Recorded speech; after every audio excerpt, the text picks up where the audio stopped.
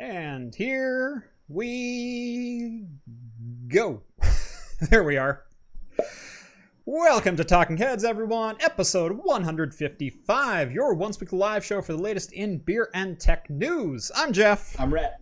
Welcome to the show, everyone. Thank you so much for joining us on this Wednesday night. If you have never seen the show before, we talk beer, we talk tech, we talk games, pop culture, entertainment, usually some Star Trek,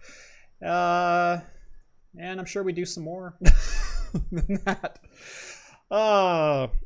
We do drink alcohol on the show. However, it is a family-friendly show in both language and content. If you're drinking along with us, alcoholic or not, please let us know down in the chat, and we will give some early show shout-outs as we go along. All super chats are read on the air so long as they meet our family-friendly criteria, and they are, in fact, encouraged. Please interrupt me with some super chats, because, helps keep the lights on around here, and sometimes you add good points, other times you make good jokes. Other times I can skip right over you. It really doesn't matter. What else is there? If you can't catch the live show, you can always catch the replay both on YouTube in video form and in podcast form, either on where are we at? Anchor.fm or wherever fine podcasts are found. Forgot our host there for a second. Anchor.fm. For replay of every Talking Heads, usually within the next 12 to 24 hours of us going live. What else do we got? If you want to join the super secret chat, you can sign up for the Patreon down in the video description and get access to the exclusive Discord server where you can take part in the super secret chat during the show or keep the party going with the after party starting at 10 p.m. right after the show goes dark. And we usually go till about 11:30. So if you want a chance to video chat with myself, Rhett, John, Steve, all the hosts, all the awesome community that's over in the Discord. Think about joining the Patreon. Minimum contribution of $1 per month. And coming very, very soon, in fact, I'm just putting the finishing touches on the page, you will also be able to join the Discord via Floatplane. And coming to Floatplane and Patreon both is going to be some exclusive content. So we're going to start adding more perks beyond just the Discord server. So make sure you're subscribed to either one of those so you don't miss any craft computing content. There we go. Done. Perfect. No, it wasn't perfect, but it's an intro. How's it going, short-haired version of Rhett? Short-haired version of Rhett is doing great. My time spent in the shower is down. Time spent in front of the mirror is up, though, making sure to, pad that line a little bit. I got to powder the line. Yep. Spend a little bit of extra time making sure the texture looks right, because as I age, there's less hair up there, but it takes more time to look good, so. But yeah, otherwise things are going great as well as can be expected in these wild times. How about you? Not too bad. My hair is getting way out of control, but at this point I really don't care anymore. Yeah. I found as long as this is somewhat managed, then I look okay. Such a delay between voice and vid. I'm just going to let it go because we'll see what happens. Sometimes YouTube screws it up, other times they don't. Other times it's screwed up during the show and synced up after. Other times it's not synced up during, or not synced, or synced during the show and then not synced after. So we'll see what happens. Yeah. But doing fairly well. Made a run up to IKEA today. That was always fun, especially during this. We spent about an hour and 45 minutes in IKEA, about an hour and 10 of which was spent in line. Both to get in the store and then to check out. So spent $500 going up there only to spend $100. So that's the trap of IKEA. I know. Well, we're here because I'm not driving back up for it. Yep. So we got a new bookshelf, got a couple new chairs, got finally starting to fill out the house. We are more unpacked in this house than I ever was in my last house in 9 years. So I'm feeling pretty good about where we're at right now. That's good. Finally, actually settling into a place, have all furniture that matches. It's a weird feeling for me. Yeah, we're the same way. Yeah. So anyway, let's go ahead and open some beers, and then I've got some beer mail to get to. We've got a beer mail double feature. Oh. Yes. What are you drinking tonight, Rhett? Well, yeah, we may as well get the uninspiring beer out of the way. No, you didn't. We took a poll. No, so it's not me. You can blame your patrons. You can blame your mods. I'm drinking a big red R tonight. There it is. Taste the Cascades. Heck yeah, baby. You got that fresh Yakima Valley hops. The R stands for Rhett. Wait, they put hops in that? Heck yeah, they do. That's surprising. Only like 1 per gallon of beer, but... Yeah, just crack one over the vat. All right. You know what's funny is I have RTX voice on you to get rid of some of the white noise, so I didn't hear the can crack at all. Damn it. It was all right.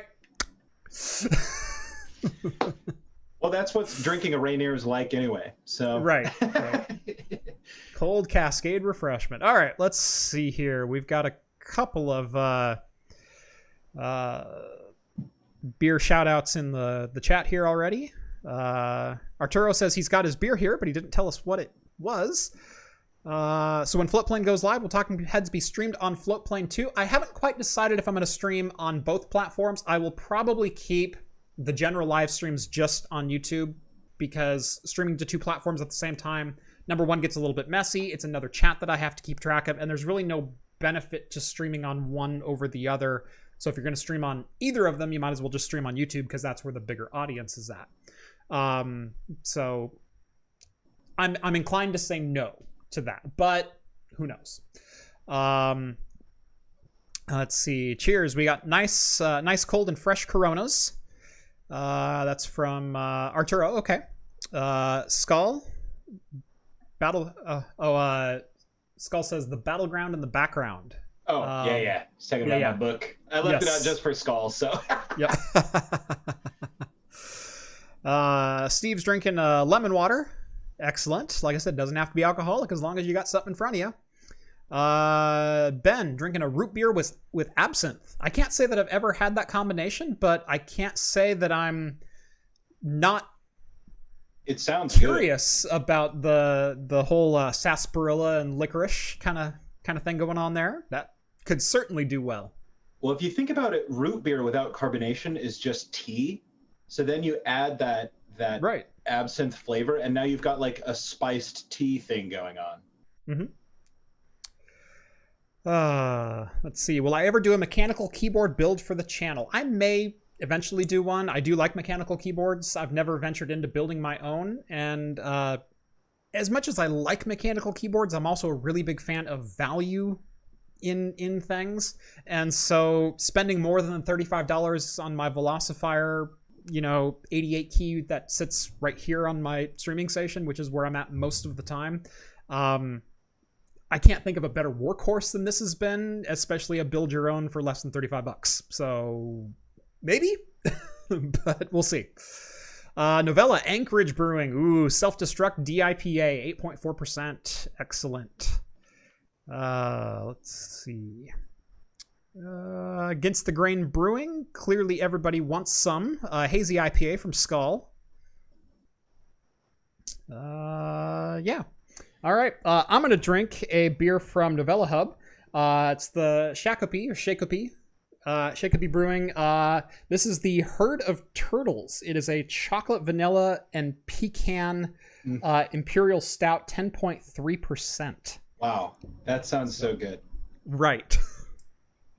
I gotta tell you, the hardest part about these remote shows is I'm over here drinking Rainier. Right. And here I am cracking a wax seal. Oh, man. I took our friendship for granted for so long, Jeff.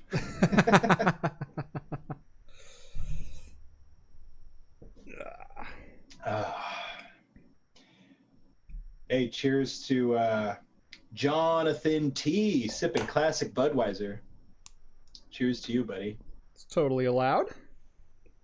Unless John's on the show, and then we have a strict ban. That's But why I guess we that's bring only me for on the once a in-person. month. Yeah.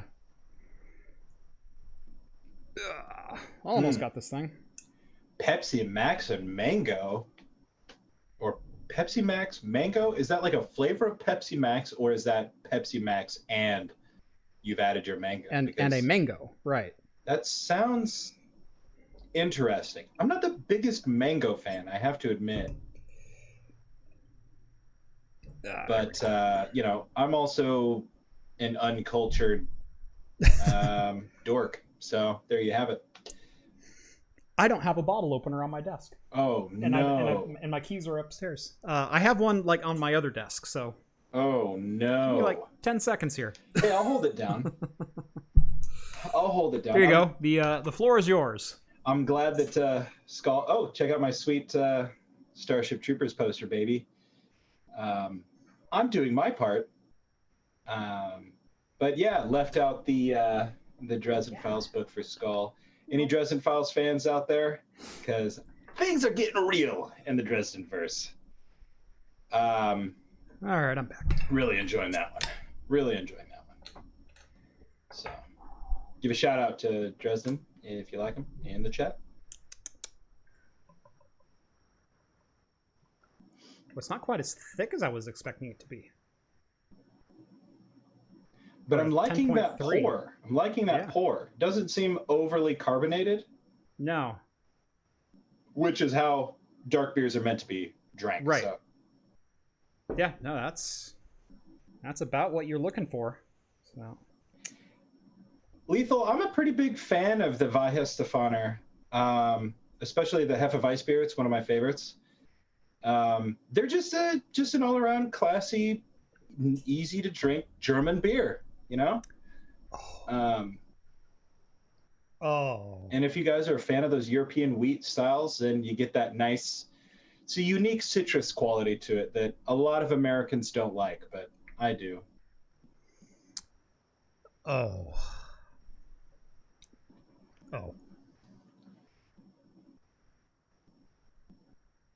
That ain't a Rainier. Oh my God, that's good. Doesn't look like it. Yes. Lot of vanilla. Usually vanilla is like just like a touch of vanilla on top. No, this is like chocolate vanilla, like This is like Neapolitan ice cream, kind of like just blended into a stout. Oh, that's delicious. Your patrons spoil you, Jeff. I know they do. One of these days, they're going to send me beer mail. Yep. So, by the way, this is the non-barrel aged version. I also have version 1 and version 2 with 2 different bourbon barrel agings on this exact same beer. Hey. Wait, what? Wait, what did you say? I'm sorry. So, I'm starting with this one tonight because this is the non-barrel aged version. Oh, gotcha. I also have, so this is basically version 0. There's also version 1 and version 2, which are bourbon barrel aged with different bourbons. Nice. That sounds amazing. So, yeah. So we're starting with this one. We'll do like a 3-part series. Oh, man, I'm impressed. Add bourbon to this? Oh, heck yes. Oh, man. Shout out to Scott Gaggan for liking Harry Dresden. Cheers to you, bro. Oh, and cheers to you for the super chat, my dude. Are you going to say hello tonight? Rambo says hi. Dude, I know Rudolph killed me. Oh, dude, no spoilers though. Keep the spoilers free. There you go. There you go. Oh, that I like legitimately cried, but I'm a big old sap. I'll cry at anything. So. Thank you, Ram. That's exactly the image everyone wanted. Cat butt. Yep. Scott, $2 donation. Thank you so much. Appreciate it. He wanted to give that super chat just to give his Harry Dresden shout out up there. So. Gotcha. All right. Well, like I said, normally we jump straight into tech news around here, but I do have a double feature of beer mail that I would like to get to. So first and foremost, this package right here with a nice little open this side label on it is from the Dalai Lama or the Dalai Lama. He doesn't spell it the Dalai Lama. It's Dal. So not quite sure how to pronounce it. And of course he closed it with duct tape, so this might take me a hot second. But anyway, he is on the Patreon, in the Discord, and no matter what's in here, it is greatly appreciated, as I try not to kill myself or my cat by opening this up. No big deal, dude. Nothing like a little nice pair of orange cat slippers to keep your feet warm during the cold of winter. Right. All right. We are in. First off, very well packed. That is always nice to see. Oh, we got an envelope even. Llamas always know how to pack, dog. Handwritten envelope. Wow. Look at that. Whoa, I dig it. Hope you enjoy these beers. Threw in a duplicate for John. You didn't have to say that. Oh, why did you read it? Yeah. Threw in a duplicate for John to take some home as well. The Rothbergs, or the Rohrbox is one of my favorite from Rochester, New York staples. And I had to include a beer from the Green Sea as well. So I went to my favorite unlimited summer release. There we go. Hydra from Mortillas is definitely the most interesting beer in there and would make for a fun review. Enjoy and keep having fun with everyday shenanigans. You've been a huge inspiration. Thank you. Cheers, buddy. Thank you so much. Love that. That is awesome. You have amazing handwriting, by the way. Looking forward to hearing about how those beers taste. Yeah. So this is the Hydra from Livingston Co. It is a fruited sour 7%. Check out that can art there. Ooh, that looks dope. Isn't that wild? That's some straight up Yu-Gi-Oh. Yeah. You know, pomegranate, blueberry, raspberry, fruited sour. Yes. Oh, that sounds good. We've got a ruby red Kolsch. I am a big fan of Kolsch beers. And that one is from Gene C Brewing Company. This is the Rohrbach Blueberry Ale, which I believe Dahl was drinking down in the chat today. I believe he cracked one of those open in the Discord. Then this is the Rohrbach Space Kitty. Nice. Citra Double IPA. Yes. Love it. 8.4%. Looks like there's one more that's not a duplicate in here. Or two. There we go. Oh, Scotch Ale. Oh, Rohrbach nice. Scotch. I love a good Scotch Ale. And then this one is Stoneyard Brewing Company Chocolate Almond Custard Stout. Custard Stout. Custard Stout. Oh, those all sound good. And I'm not just saying that. Like, Craft those Computing legit all sound amazing. Craft Computing has the best patrons. Thank you. Thank you so much. I do very much appreciate that. And believe it or not, Jeff makes me chip in my $1 a month for my patron. He won't let me be on the Discord, even though I host and everything. God. And secondly, I'm going to open this one from the bottom, but this box comes all the way from Australia. Whoa. This is from Romnipotent, or Romnipotent as I like to call him.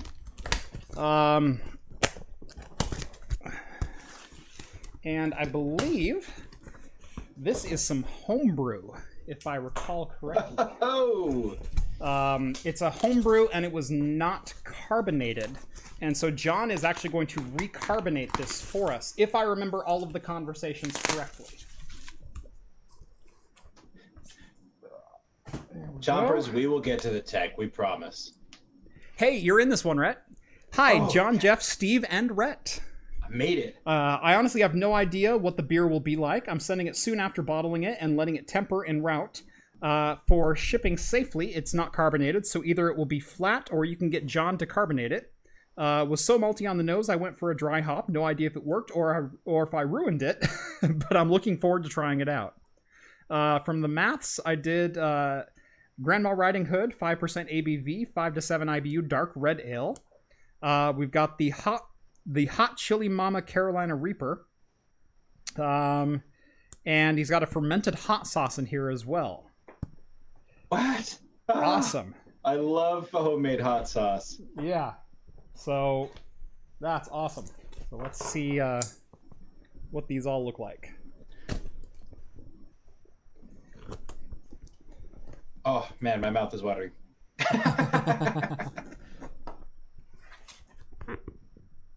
This has got to be a record for beer mail.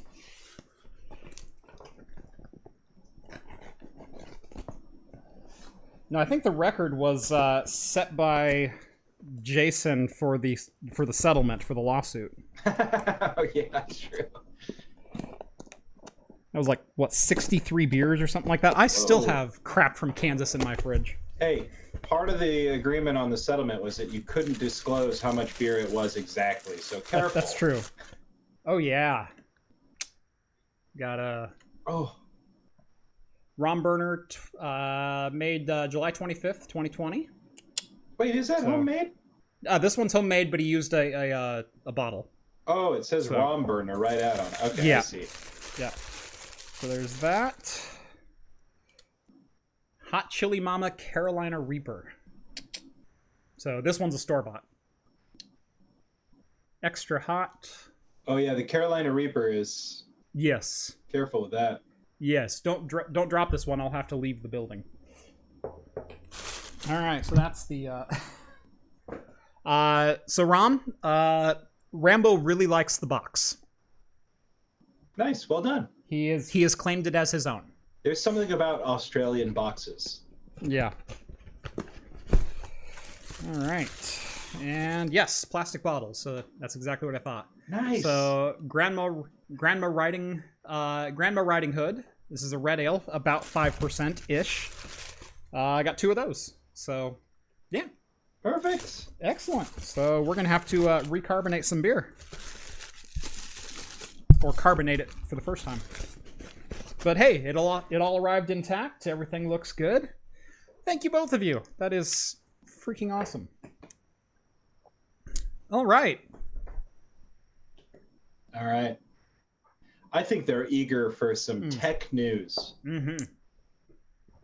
Definitely. So let's get into some tech news.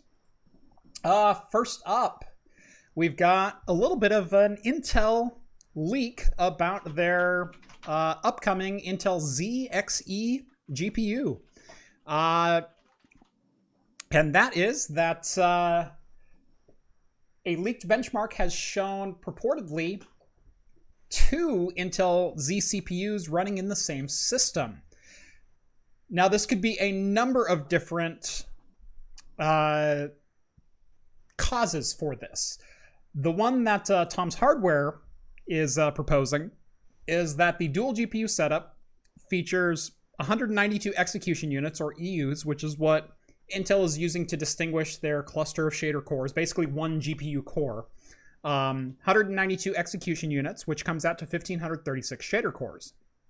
There's 6.2 gigabytes of memory, 2 megabytes of L2 cache on board, and the dual GPU setup peaked out at 1.25 gigahertz. However, the Intel GG1 is rumored to sport 96 execution units, which would leave 96 execution units left over. There's also a rumor out there that the Tiger Lake U, so the 12th gen mobile chips that Intel is working on, their 10 nanometer 12th gen mobile, is also going to ship with Intel Xe graphics on board the CPU with up to 96 execution units. So here's the proposal, is that they are using kind of a hybrid SLI or Crossfire type technology, very similar to what AMD did in the early Radeon R9 days with their A8 APUs and R7 250 GPUs, where you could literally buy a CPU with an APU or with a graphics processor on board and then add a PCI Express graphics processor to that and crossfire them. And so essentially you would end up with 2 DG1s on the same board, where one of them was baked into the CPU, the other had its own dedicated memory on a PCI Express bus. It's a very interesting proposition. And it's even more interesting if potentially multi-GPU setups could work again. Because as we all know, Crossfire and SLI are essentially dead technologies. They don't work anymore. And in fact, NVIDIA has announced that as of 2021, January 1st, they will no longer be writing any profiles for dual GPU setups. So every dual GPU setup will require on coding from the game manufacturer themselves, which means you're not going to get any dual GPU support. So it's an interesting theory, and it's an interesting discovery. And I think as long as the software and driver support is there, if Intel's found a way to share the graphics memory between the two, because that's always been the biggest thing, is you needed to double up the each card needed to hold its own graphics buffer and then know what the other card was rendering so it could start working on the next frame for alternate frame mode, or there's a whole bunch of different ways to do multi-GPU. But if they've all of a sudden found a way to let them see the other GPU's memory, you might be able to just do it in driver and not need to build a profile for multi-GPU support. That's always been the goal of things like NVIDIA NVLink, where they can have a fast enough bandwidth to share the memory between cards and then pool your memory together. So instead of two 8 gigabyte cards, you have a single 16 gigabyte card that just happens to have two cores on it. Who knows? SLI being dead makes me sad. It makes me really sad too, because I've had multiple different SLI and Crossfire setups over the years. Yeah, I didn't want to see SLI die or multi. Would you get out of that box? Hey, yeah you, little jerk.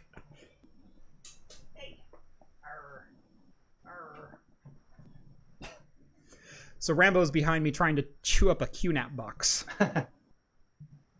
He's playing with the flap and trying to get into the box, but there's a whole bunch of stuff on top of it. So all he's doing is like lifting the flap and letting it fall back down and then getting ticked off that it fell on him. And he's sitting it all around. Typical cats. Mm-hmm. Telling you, you're one good decision away from a soft pair of cat slippers. You know, I considered using the Doc Tog for the opening, the beer opening tonight. Oh, no.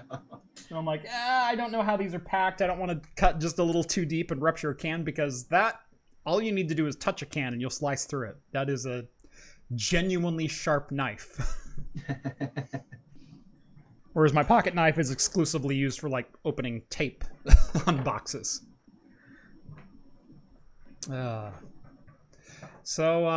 Anyway, Tiger Like You GPUs purport to be 96 execution units and vary between 1.3 and 1.35 gigahertz for their total clock speeds. And who knows? Who knows if Intel has figured out a way to make all this happen, or if there's... I know there's... Would you stop it? Somebody said it in chat, and I thought it was kind of funny, just given all the NVIDIA news. But they said, wouldn't it be funny if Intel solved dual GPUs, you know? Right. Which I thought was kind of funny. Yep. Yeah. Jonathan T said that up there. I want Intel to save multi-GPU rigs right after NVIDIA cut support. Yeah. Which would just be par for the course for NVIDIA lately. Right. Yeah. If Intel got this working, I think that'd be really neat. I'm not necessarily holding my breath on this, because dual GPU has had less and less software support moving through the years, not more and more. And so going back to a dual GPU setup where you're relying on software and developers to include support for that system, let alone... We all think of, NVIDIA and AMD being the big two, and they are the big two. But NVIDIA holds like 80% of that pot, and AMD holds like 19% of that pot, leaving Intel to scrap over the remaining 1% with all the other GPU vendors. So, there's not exactly going to be developer support available right at the very beginning, because the developers aren't going to be clamoring for 1% of the market share that NVIDIA is probably going to grab. Or that Intel is probably going to grab. So unless they have a silver bullet in a driver that just works, that just scales and solves all of the problems of multi-GPU setups, I don't see this working. Cool idea, though. Cool idea. Yeah. I will never not give dual GPUs a chance. I will never not try them. I want to try them now, even though they're not supported. And yes, I know, all the YouTubers have been doing the RIP series, RIP Jay, RIP Paul, Steve, everyone else. And I know Linus did a video on we so wanted to love SLI RTX 3090s, but we couldn't. It doesn't mean I don't want them. So, yeah, we'll see what happens. Yeah. Yep. Neat find if true. Oh, God, that is a good beer. Rub it in already. Oh, I'm sorry. Every time I drink it, it's some new flavor that pokes its head through. Oh, no. I mean, a beer that dark has got to be good for your skin. Got to rub it in. Yeah. Wow. It took 10 years off. And put 6 pounds on. I was going to say, maybe with all the nutrients, it can grow some of my hair back. Right. Yeah. I think that's a lost cause. Hey. Going for that Jude Law look, baby. Enemy at the gates. Yeah. I will say, every time I shower, my forehead gets just a little bit taller. All right. Moving on to some more great news. And that is the thing that we probably all saw coming, but probably not in this exact title. But we knew they were going to screw it up at some point. And that is Facebook is banning Oculus Quest 2 owners simply for owning an Oculus Quest 2. So if you're not familiar with what's going on here, what I understand of the situation is that Oculus announced, 6 months ago or something like that? 6 months ago or 2 years ago. I don't know. Remember, COVID's been a long time. Announced sometime recently that Oculus users are now going to have to start linking their Oculus accounts over to their Facebook accounts in order to access Oculus online services or just the Oculus launcher in general. You have to log into Facebook to use your Oculus device. You get a grace period if you already had an Oculus account until like mid 2021 or something like that. If you're a new user, it starts immediately. You cannot create a new Oculus account. You have to go create or link a Facebook account to your Oculus account in order to activate your Quest. So people are going out, buying Oculus Quests, bringing them home, setting up their Oculus account, linking it to their Facebook account, and then Facebook says, your account is now banned. Surprise! Surprise! Right. Which essentially leaves the brand new owners with a brick. Yeah. Because you can't log in and you can't use any of the services unless you log into Facebook. And if your Facebook account is banned, well, you can't use the hardware. Thus the problem of always on DRM and everything else that goes along with. Who could have seen such a bad outcome from one of the world's worst companies? Right. I wish I would have seen this coming. Darn it. Right. Darn it. Yeah. And the response from Oculus is, let's just say, not great. For a company that in the past has had pretty darn good customer support, both in my personal experience and hearing from others in the industry, of issues with headsets or account issues or everything else, their responses are all of a sudden just canned and sorry, not sorry. So Oculus support, we're aware of a small number of customers.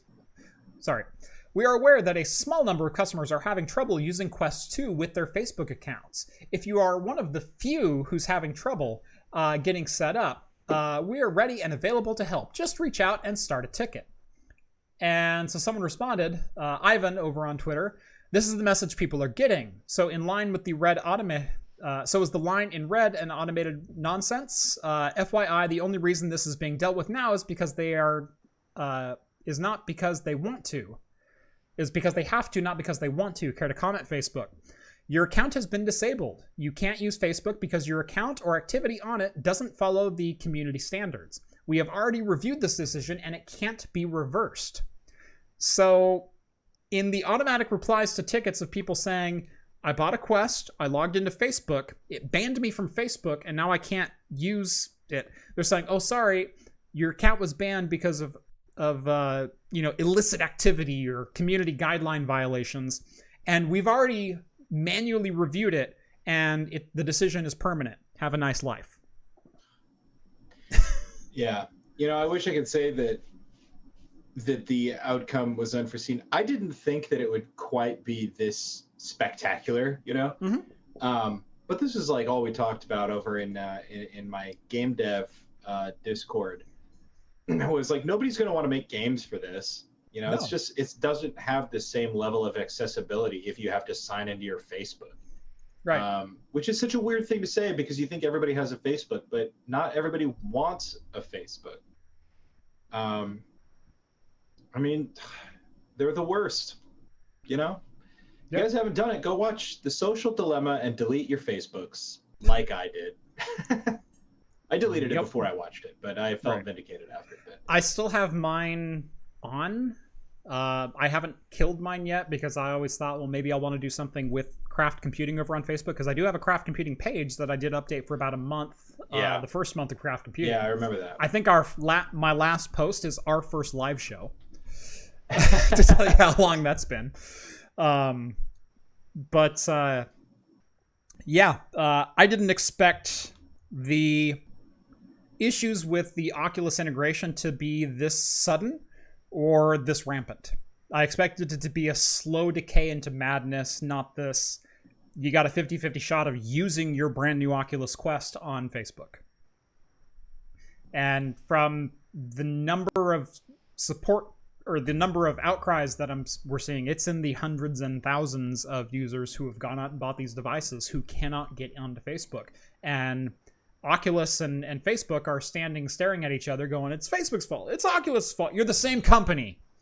It's one of you's fault, and I don't care whose, but fix it. This shouldn't be that hard. No. And apparently they've made it that hard. Yeah, sounds about right. It's everything Zuckerberg does. Some funny comments in the chat here. Nicholas says, to be fair, wearing an Oculus is against my community standards. I don't know why that made me laugh. Well, then I don't want to be friends with you. Some people are saying that using nicknames is leading to some of this. And then apparently everybody has already deleted their Facebooks or never had them. So kudos to you for being stronger human beings than I. Yep. I was weak. Should have never made the switch from MySpace.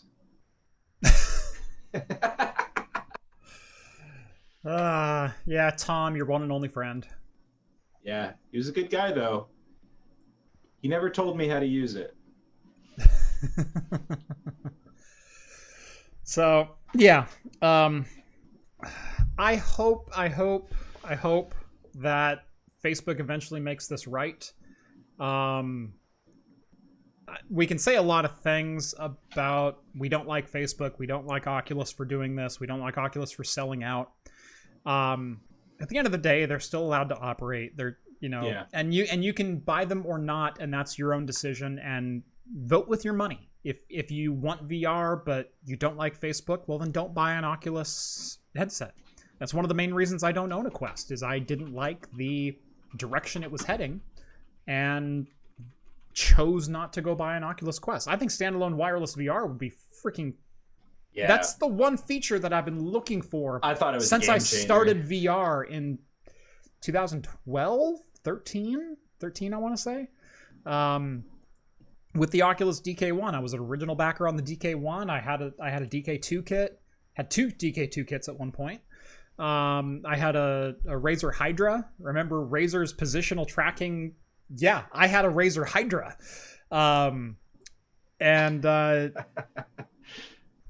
And I won't buy an Oculus today because of the Facebook integration. I'd rather use a Windows mixed reality headset in the dead environment that is.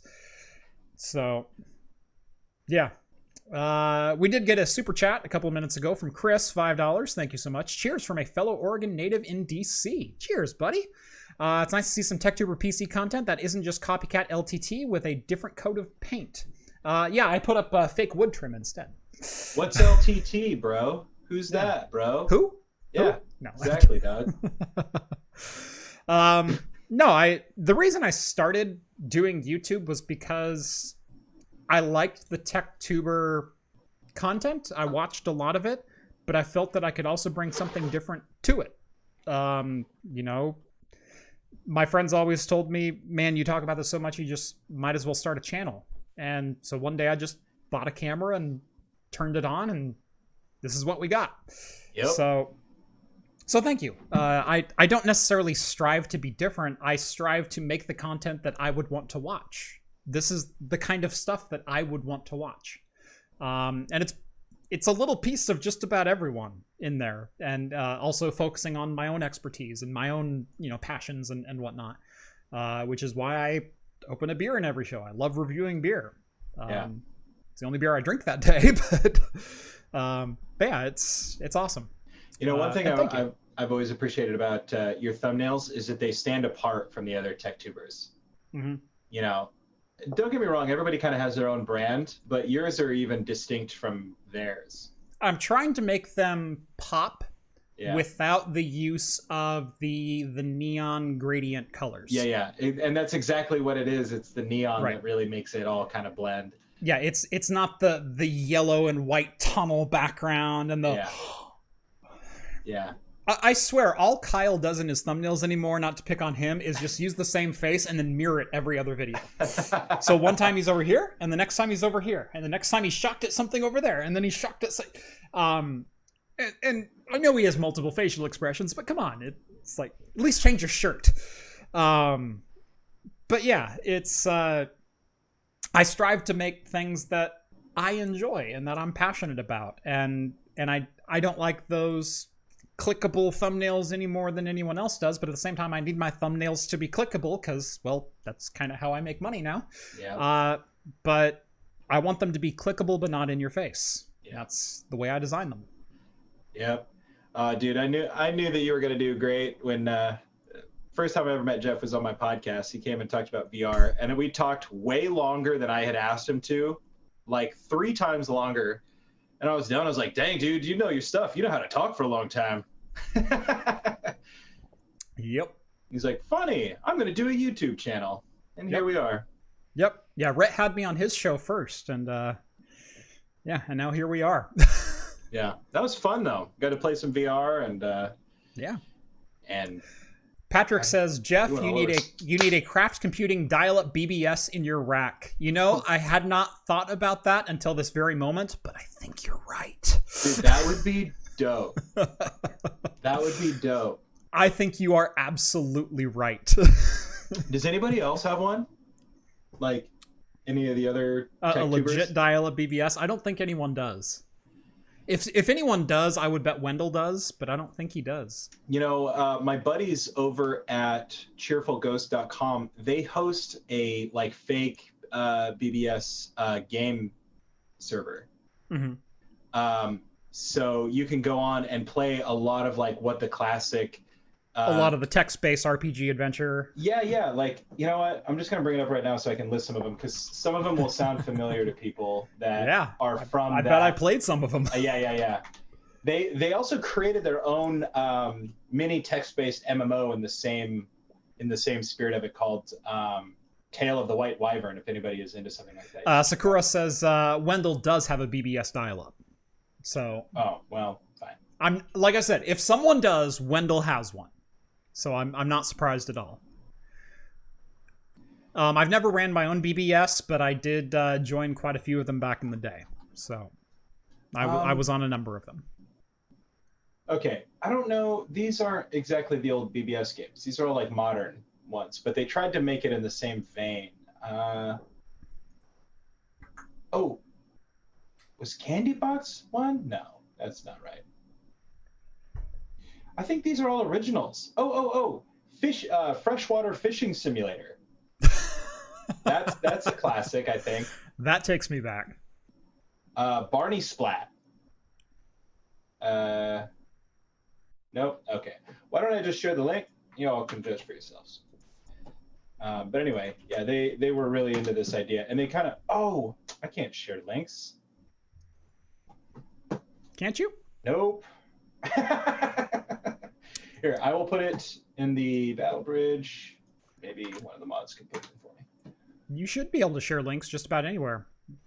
Nope. Okay. Yeah, it says try removing any web addresses and trying again. Thanks, Skull. Yeah, see, Skull can post anything. What's a BBS? A bulletin board system. Yeah, it's classic. Pre-internet tech. Pre-internet tech. It's a you received a phone number, you dialed into that phone number, you negotiated the handshake, and then you were granted access to a text-based bulletin board service. And it was 1 for file share, and 2 for general chat, and 3 for FAQs, and 4 for this and that, and 5 for files you're not allowed to have, and 6 for think of it as like an early day Reddit. Yeah. I mean, if you really want to boil it down, Reddit is a BBS. Reddit is it was a forum style posting of files, information. They had live gaming, but text-based RPG, like Dungeons and Dragons style. Yeah. Gaming on there. Somebody mentioned it. One of the games, one of the most famous ones, was Legend of the Red Dragon. Red Dragon. That's what I was trying to remember. And they modeled their mini MMO, Tale of the White Wyvern, off of Legend of the Red Dragon. So. Nice. Yeah, no, that'd be fun to actually like find the old code for Red Dragon and then post it on a server and have people be able to dial in and play on it. Dude, you might enjoy White Wyvern. You should check it out. Yeah. I used to play it on my phone all the time. It was like mobile compatible. But it's the same thing as Red Dragon. But it's modern and fun, and not that Red Dragon's not fun. Right. But you know what I mean. It's days before DNS. DNS was kind of a thing because IP networking was a thing, but IPX was more the protocol used in LANs back in the day. So yeah, you didn't really go name scheme based. It was your one computer connecting to a server, and that server is hosting a forum bulletin board style posting system. And you had either access to post or access to upload files or download files, and there was no internet at all. That was your connection to the outside world was connecting to someone else's BBS server. And you had to manually dial in. Yeah. Like that was, I don't know why. You had to know the number. You had to know the number. Yeah, exactly. It's just a little bit before my time, so it just blows my mind a little bit. Like like people still talked about him a lot when I was coming into tech, but. Yep. So yeah. But we should get one. Nicholas, BNC networking shutter. I still remember one of my favorite Dilbert comics from back in the day was my internet is not working. Oh no, this is a token ringland, and the token fell out somewhere in this room. And so he has the boss like crawling on his hands and knees looking for the token in the room. Nice. There's another one. Why isn't the internet why isn't the network working? Well, the internet is full. And the boss is sitting there with the cable into a wasteback going, I wonder if I should see anything when it's draining. Oh, God. So dumb. Kat, I don't know what you're doing, but please don't break anything. Yeah, so long story short, long story short, I think I just committed myself to building a BBS. Dude, I hope so. That'd be so fun. Will you make the modem sound craft computing? It's been a long time, but...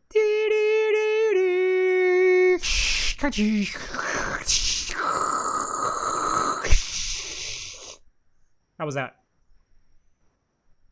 That was pretty good. Thank you. Sorry, I forgot the... Because there's a couple of those in between. You failed. Yep, I failed. Oh, well. All right, moving right along. Raspberry Pi made an announcement yesterday that there's a brand new compute module in town, and it has an all-new form factor. So for those who don't know, the Raspberry Pi compute module has been essentially a system on chip that you can build into production devices. So if you wanted to use the Raspberry Pi as a base for your development system, or various other projects. So let's say you wanted to build a circuit board with a certain function, and you wanted to use a Raspberry Pi as the brain, rather than just going out and buying a Raspberry Pi and then sticking it in and then figuring out how the wiring out from it goes. You would buy the compute module and then only attach the modules to it that you needed. So if you only needed one USB port, you only have to wire in one USB port. If you didn't need Ethernet, you don't need Ethernet. You don't need Wi-Fi, tell you what, you can buy a board without Wi-Fi. And so it's a modular system with a Raspberry Pi at the heart that expands the connectivity of the Raspberry Pi just a little bit. So it's been known that Raspberry Pi was eventually going to come out with the Raspberry Pi 4 compute module, and they made a little bit of a splash yesterday with it. So the old compute module was based off of a SODIMM memory socket. They literally repurposed a laptop memory DIMM module with a Raspberry Pi, and they gave the pinout here at the bottom. The new compute module replaces that DIMM socket look with this style connector right here. This is essentially a ZIF connector, and there's a pair of them on the board. And those interface to whatever daughter board you want to connect to it. And then on your daughter board, you can trace out all the paths that you need for your other connectivity. That includes things that are on the GPIO of the Raspberry Pi. If you wanted to use it as use the GPIO to interface with devices inside of your PCB, that includes the USB 2.0 and 3.0 headers. That includes the gigabit Ethernet. And it also includes now PCI Express as a connector. Do they have a picture of the daughter board? Here it is.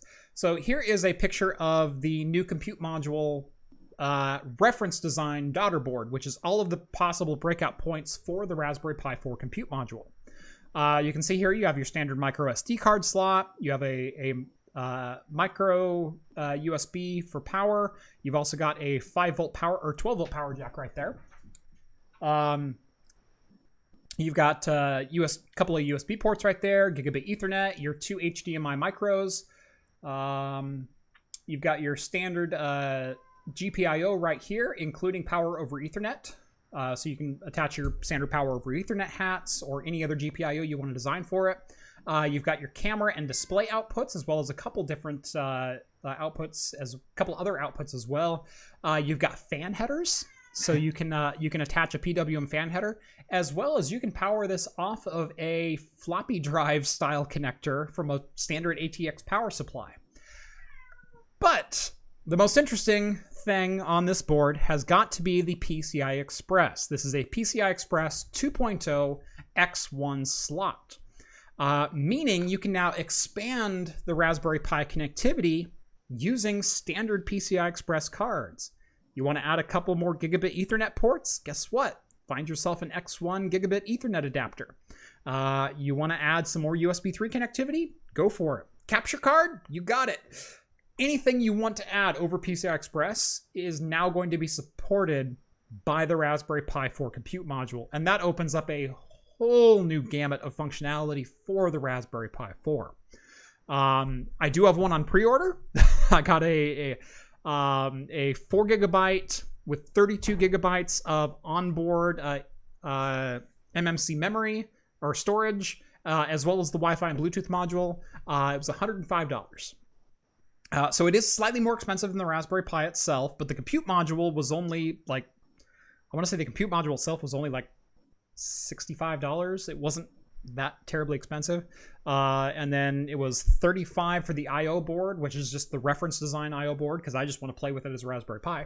Yeah. And then like $5 for shipping. Battery for real-time clock as well. Thank you, Annihilatorg, or whatever your name is. Thank you. Yes. Battery for Torg. yeah. Annihilatorg. Yeah, there's a battery for a real-time clock as well, which is one major advantage over the standard Raspberry Pi is you have a real-time clock on board to keep yourself in sync and not rely on NTP for your time sync. Where are you at? He was meowing at the door, and now he's nowhere to be seen. Oh, well. So this is kind of a cool deal. I've always been fascinated by the compute modules, but I've never really found a reason that I would want to go buy one or would need one because I don't design my own products. I don't design my own circuitry. I have no reason to go out and purchase a compute module when all I'd use it for is a Raspberry Pi. However, even just adding a PCI Express slot, I'm intrigued. I want to see what I can do with this. I want to see what possibilities open up. I want to add a graphics card to this and see if I can game in Steam. I mean, that's always been the best part about the Raspberry Pi platform is its flexibility. And this just adds so many more options. So the interesting thing about the compute module itself is there's actually 32 variants of the compute module board itself. So the actual brain of the outfit. All of them include the same CPU. It's all the same Broadcom system on chip processor. Same graphics card. The only difference is how much memory, how much onboard storage, and whether or not you have Wi-Fi. And the memory goes from 1 gig to 2 gig to 4 gig to 8 gig. With I think $10 in between and like a $20 ad for 8 gigs of memory. There's how much onboard storage you want, which you can have no onboard storage and rely solely on the micro SD. You can have 2 gigs, 4 gigs, 8 gigs, and 32 gigs, I think. Or maybe it's 4, 8, 16, 32. But those are only $5 per bump because NAND flash memory is pretty inexpensive. And then there's with or without Wi-Fi on all of those different cross models. So ETA Prime will do the world's most powerful Raspberry Pi with a 3090. God, I hope so, because I love his videos. God, he did some videos on the Atomic Pi that were amazing. What was the other board that he was really into lately? I forget which one, but yeah, he had like a 1060 onto this like little tiny SBC. That was pretty epic. I do like his stuff. Elgato 4K 60 with a Raspberry Pi as the streaming PC. I considered doing something like that. In fact, that's actually one of the reasons I bought a Raspberry Pi 4 was I was considering it as a streaming solution. It does have built-in encoders. The problem is OBS is a little bit too resource intensive for the 4 gigabytes of RAM. Now, the 8 gigabyte model now that they came out with that might be a little bit more conducive to that. But the problem with the Elgato 4K 60 is that's a 4x PCI Express 3.0 slot. That's a lot more bandwidth than what the Raspberry Pi has. However, you could get away with something like an AverMedia Gamer HD Pro, which is a 1080p 60 1x PCI Express 2.0 slot. Which is exactly the bandwidth that the Raspberry Pi can purportedly support. Now, whether or not it has the correct software support to actually encode that X264 stream, and whether or not it has the processing power to run OBS and do the stream at the same time, those are still up in the air. But if you can get a Raspberry Pi with the GPU or with the I/O board, and then add a 1080p capture card to it, that might be a pretty ballin' little portable solution with 2 monitors. Because remember, you can do 2 4K 30 monitors out from the HDMI ports. That's a pretty cool little setup. So, the Panda. Yeah, the Panda Latte. That's right. Thank you. I knew someone would know it. I was just drawing a blank on. But yeah, he had the Panda Latte running like a GTX 1060 or something like that. Gotta leave it to Annihilatorg. Will there be a version where you can use multiple compute units to cluster? Someone did create a daughter board for the Raspberry Pi 3 compute unit, which would hold a whole bunch of them in line, and then each of them had their own Ethernet port and a single USB port. And I would imagine someone's going to do something very similar for the Raspberry Pi 4. And especially now that ESXi and Zen are both available for the Raspberry Pi, That's an exciting concept. Can you imagine like a 16 node server in a 1U box? Right? Like that just, I don't know what I'd run on it, but I really want one. It's kind of like 3090s and SLI. I know I can't use it, but I still want it. I just want to play with it. So yeah, Tiny Linux with OBS should be okay with 4 gigabytes of memory. Yes or no? It might be okay. It might be okay. But OBS still isn't fully optimized for the ARM processor. It's more of an x86 base, so you still have to compile OBS from source, if I remember correctly. And not everything works like right out of the box. And it is very resource intensive because it is essentially emulating some x86 processes in order to run the features inside of OBS. So long answer, I don't know.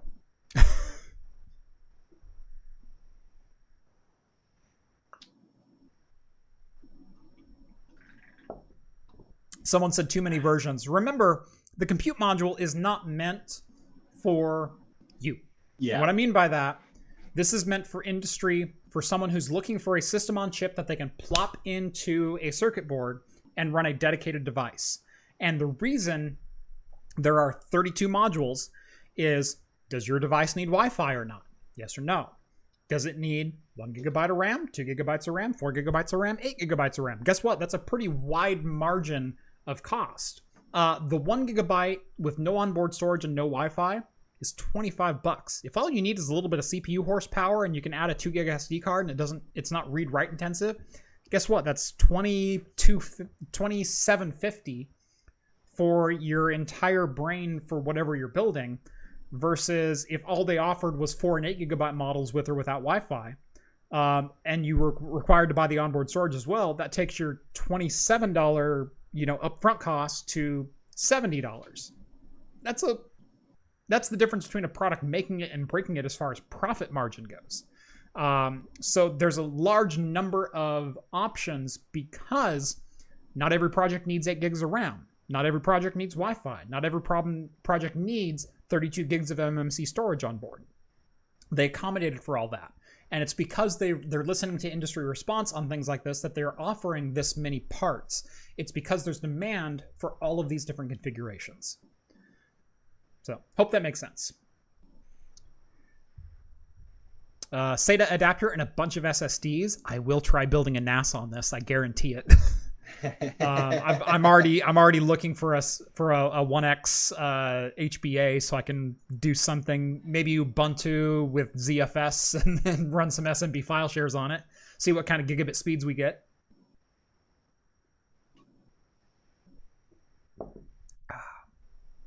It's not consumer, but everyone wants I/O boards for laptops. I'm actually kind of curious if someone will come out with a laptop housing for one of these. Yeah. I'd potentially be a buyer if someone made a laptop housing for $150. Is there anything like that already? There's a couple of different companies that have toyed with like Raspberry Pi based laptops. Yeah. They've done who was there was one that was aimed at kids at like kid maker kind of stuff. Yeah. But they wanted like $300 for the laptop. And I'm like, are you insane? It's $30 for an IPS 1366 by 768 screen, $20 for an LVDS controller. I have no idea why they thought they could get that profit margin off literally scrap Chromebook parts. Nobody else is doing it? Yeah, I don't know. FreeNAS needs to be ported to ARM. I'm actually going to ask them if they might consider it. Because wouldn't that be cool? Yeah. Yeah, Kano. Thank you. Yeah, it was the Kano project. OLPC was the Intel initiative. That was the company that was in with Intel that was trying to do the one laptop per child with the crankable, chargeable laptops. And they were Intel based. They were like early netbook based. They were like 700 megahertz single core Atom kind of things. But yeah, if someone came out with like $125 with a 720p screen, or even better yet, a 1080p screen, because there's no reason you shouldn't be able to get a 12 or 13 inch 1080p screen for less than $50. And, you know, give me a LAN port, give me, you know, 2 USB 2s, give me the Wi-Fi on board from the Pi module, and you buy the shell and the IO board and the screen for 125 to maybe even like 175 at a max, and then I can drop whatever compute module I want into it, and I have my portable ARM-based laptop. That's what I want. That would be just badass. But no, I'm going to ask FreeNAS, because now that they have Linux as a base, I wonder if they could port it to ARM, because TrueNAS Scale is a thing, which has, instead of FreeBSD as a base, they now have the Nix kernel as a base, or Debian. They have a Debian kernel at the base, which is the same kernel as used by Raspberry Pi OS. Maybe. If you're listening, maybe. Yeah, they're all here. Shit, they're all here, aren't they? I do know engineers for both Unraid and FreeNAS watch my streams occasionally. So, guys, if you're on, maybe. Who's going to give me ARM support first? That's what I want to know. Pinebook Pro, $200. I've heard of the Pinebook Pro as well. And that was an ARM-based open source laptop. Pull up the site here. Yeah, an ARM64 based laptop. It has a Rockchip processor, 4 gigabytes of DDR4, 1080p screen. Really nice build. But I'd like to see this with a Raspberry Pi compute module at the core, because in my opinion, I really like Raspberry Pi OS because it is really optimized for the hardware that they have. I'd like to be able to run Raspberry Pi OS in a laptop environment and see if I could actually daily drive it, because when they introduced the Raspberry Pi 4 with 4 gigabytes of RAM, they said, this is a desktop you can finally daily drive on the modern web. I want to see if that's true. I want to see if it's true. I'd like to haul that around.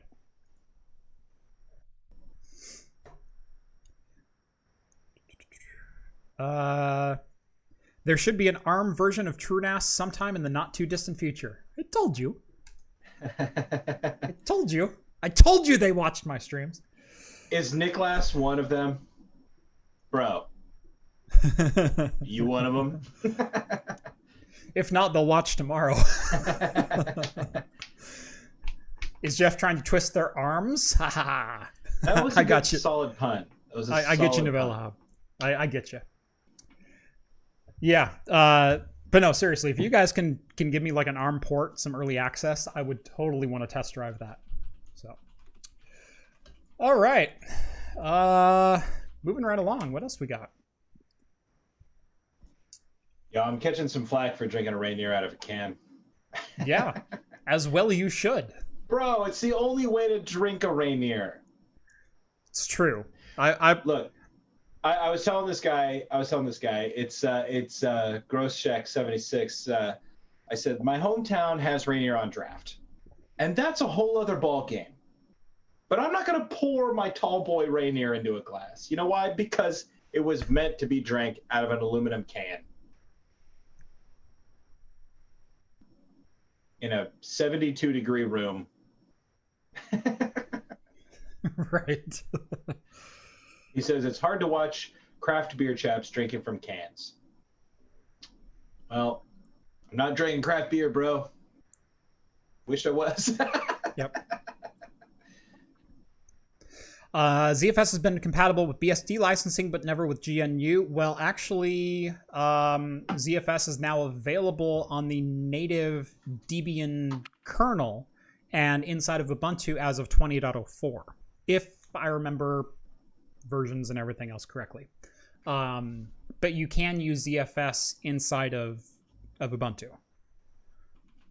and inside the Debian core itself. So, again, I'm not an expert on that field. That's just what I'm recalling, that it is now an available feature that you can just use. So who knows? Who knows? Maybe I'm wrong. All right. Moving on. We've got some AMD RX 6000 news, a couple of different ones. First up, AMD not exactly backpedaling on some statements from a couple weeks ago where they wouldn't have any supply problems. Remember that whole fiasco where they were like throwing shade at NVIDIA saying, we're going to have plenty of cards in stock. They have now issued guidance to AMD retailers saying, here's how you can deal with bots just in case they want to buy up all your stock. Things like using bot detection and management software, implementing CAPTCHAs for every checkout, implementing purchase limits, so one card per person per transaction, creating queue-based reservations, and so people sign up to be like next in line to purchase. Manual order processing, so turn off your automatic fulfillment systems and just review every order manually, which doesn't really sound like it's all that encouraging, because if they don't have enough cards that they're able to manually review the orders, that means they don't have enough cards. Limit reseller sales, so instead of like getting your shipments in and then sending all of your cards out to resellers, sell them direct to consumers for the first 3 weeks. And also inventory to cart allocation. Don't sell the cards until they've completed the checkout process, which means they'll be able to add them to the cart, but then if they didn't finish the checkout, they don't get a card. So yeah. Hopefully this is just good basic advice for resellers.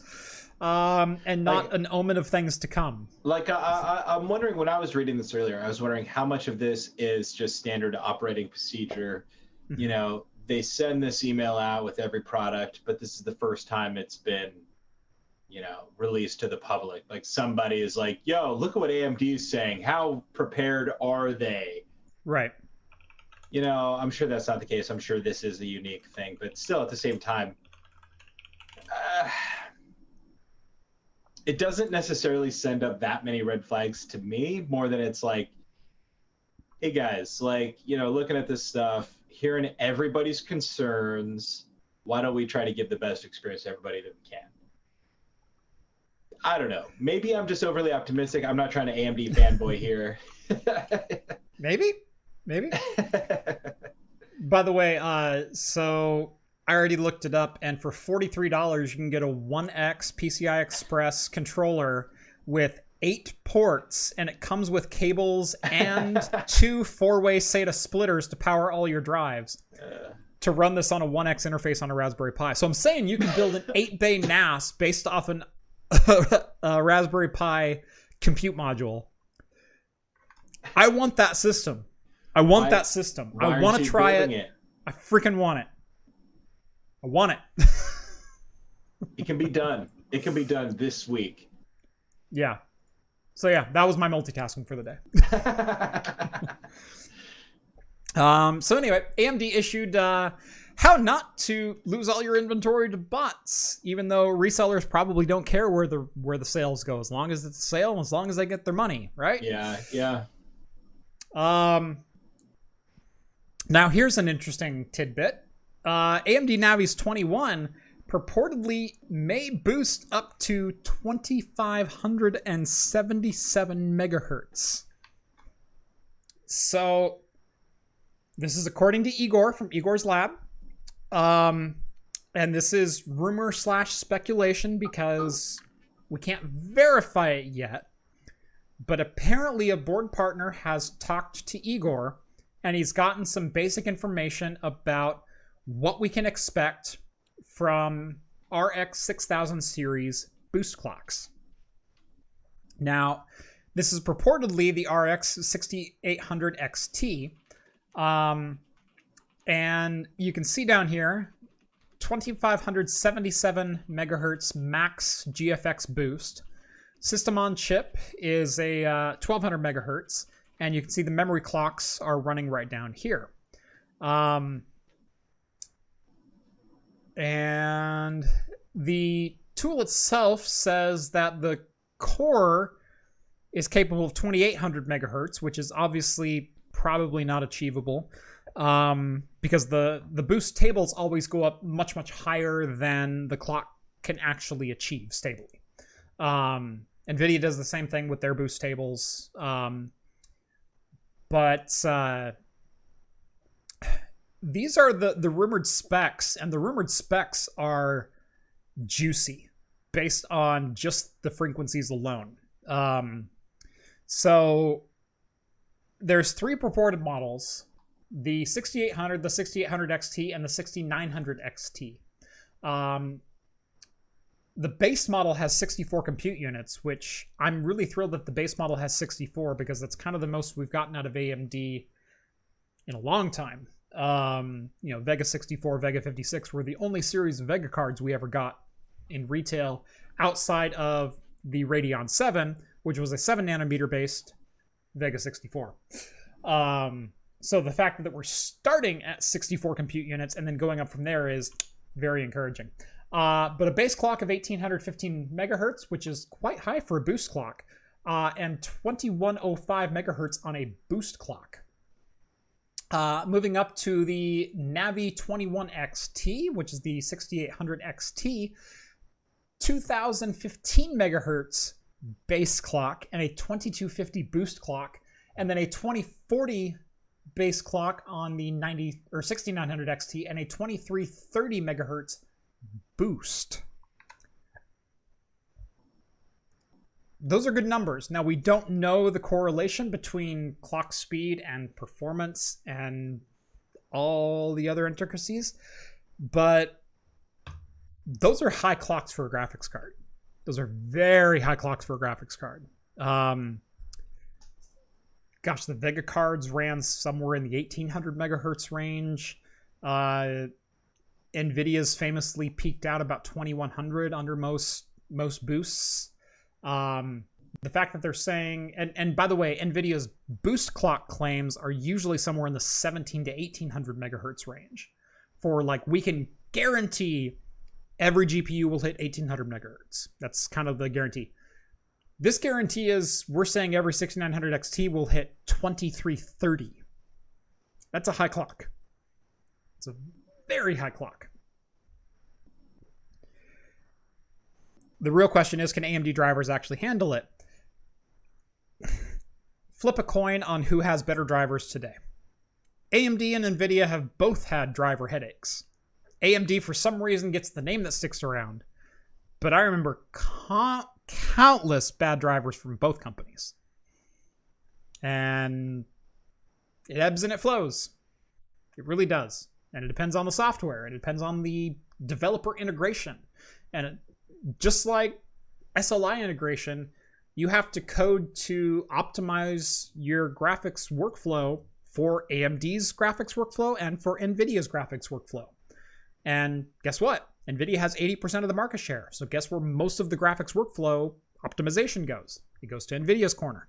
Unless AMD pays for the optimizations in a game, like they do in some games. If you've ever opened a game and it goes NVIDIA, or shows the Radeon logo or something like that, that means that company paid for driver optimization within that game. Hitman 2 is a good example of an AMD optimized game, and always performs well on AMD cards because they paid for optimizations. That happens all the time. I can't necessarily say AMD drivers are always worse or NVIDIA drivers are always better. It doesn't work that way. But what I can say is those are very high graphics clocks.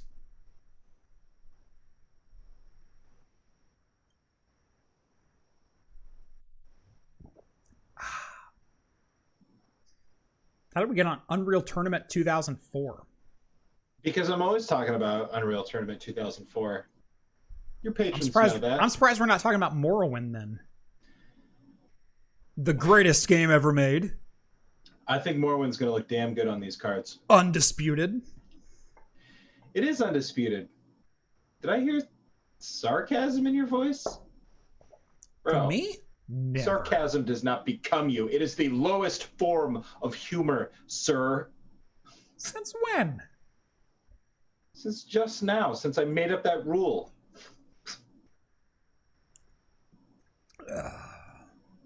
Google it. It's a thing. It's a thing. Satire, very high. Sarcasm, very low.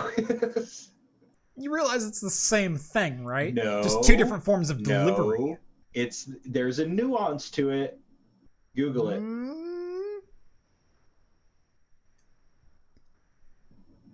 Yeah, that's what I thought. Yeah, you're scared to commit, just in case I'm right. I am scared to commit. You're right. I didn't take all the workshops you did. Comedy comes in threes. Oh, no. They're on to me, Jeff. How dare you help me? No, dude. Somebody's saying UT99 is the greatest. Nah, get out of here. 2004. Yeah, 2004 is what's up.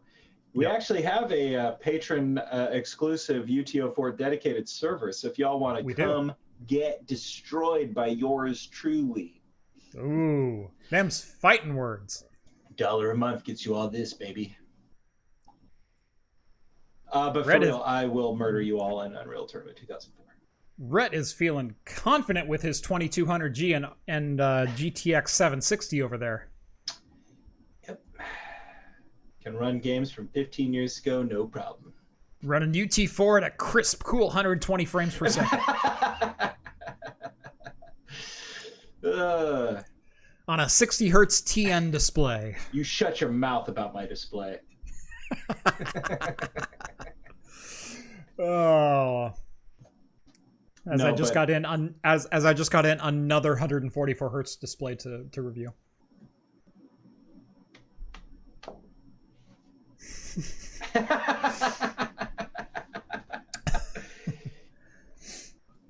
Well, what's funny is I still daily drive a 60. My 4K monitor is a 60 hertz, and I freaking love that monitor. And until I get the Asus 42-inch or 43-inch 10-bit 144 hertz, I'm not upgrading. Yeah, I don't blame you. Novella Hub, $5. How's the herd of turtles treating you as it warms up? This is freaking delicious, and I cannot wait to try it barrel-aged. That vanilla is so pleasant. At the beginning, I said this is kind of like a Neapolitan ice cream blended into a stout. I stand by that, but it's velvety now that it's warmed up. It's very, very rich, but not in the traditional like coffee and dark chocolate that a stout normally has.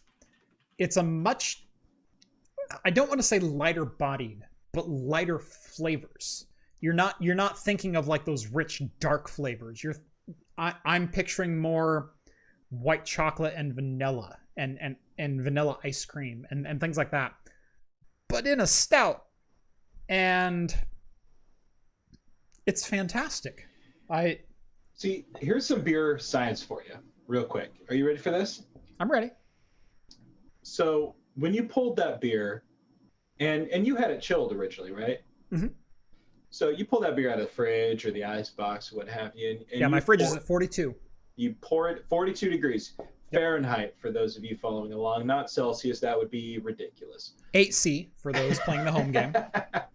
So you pour your beer into a glass. Now, all of us, we know a little bit of physics, right? We know that things that are cold tend to condense, things that are warm tend to expand. So you have something 42 Fahrenheit, you put it onto your tongue, a very sensitive organ, Jeff.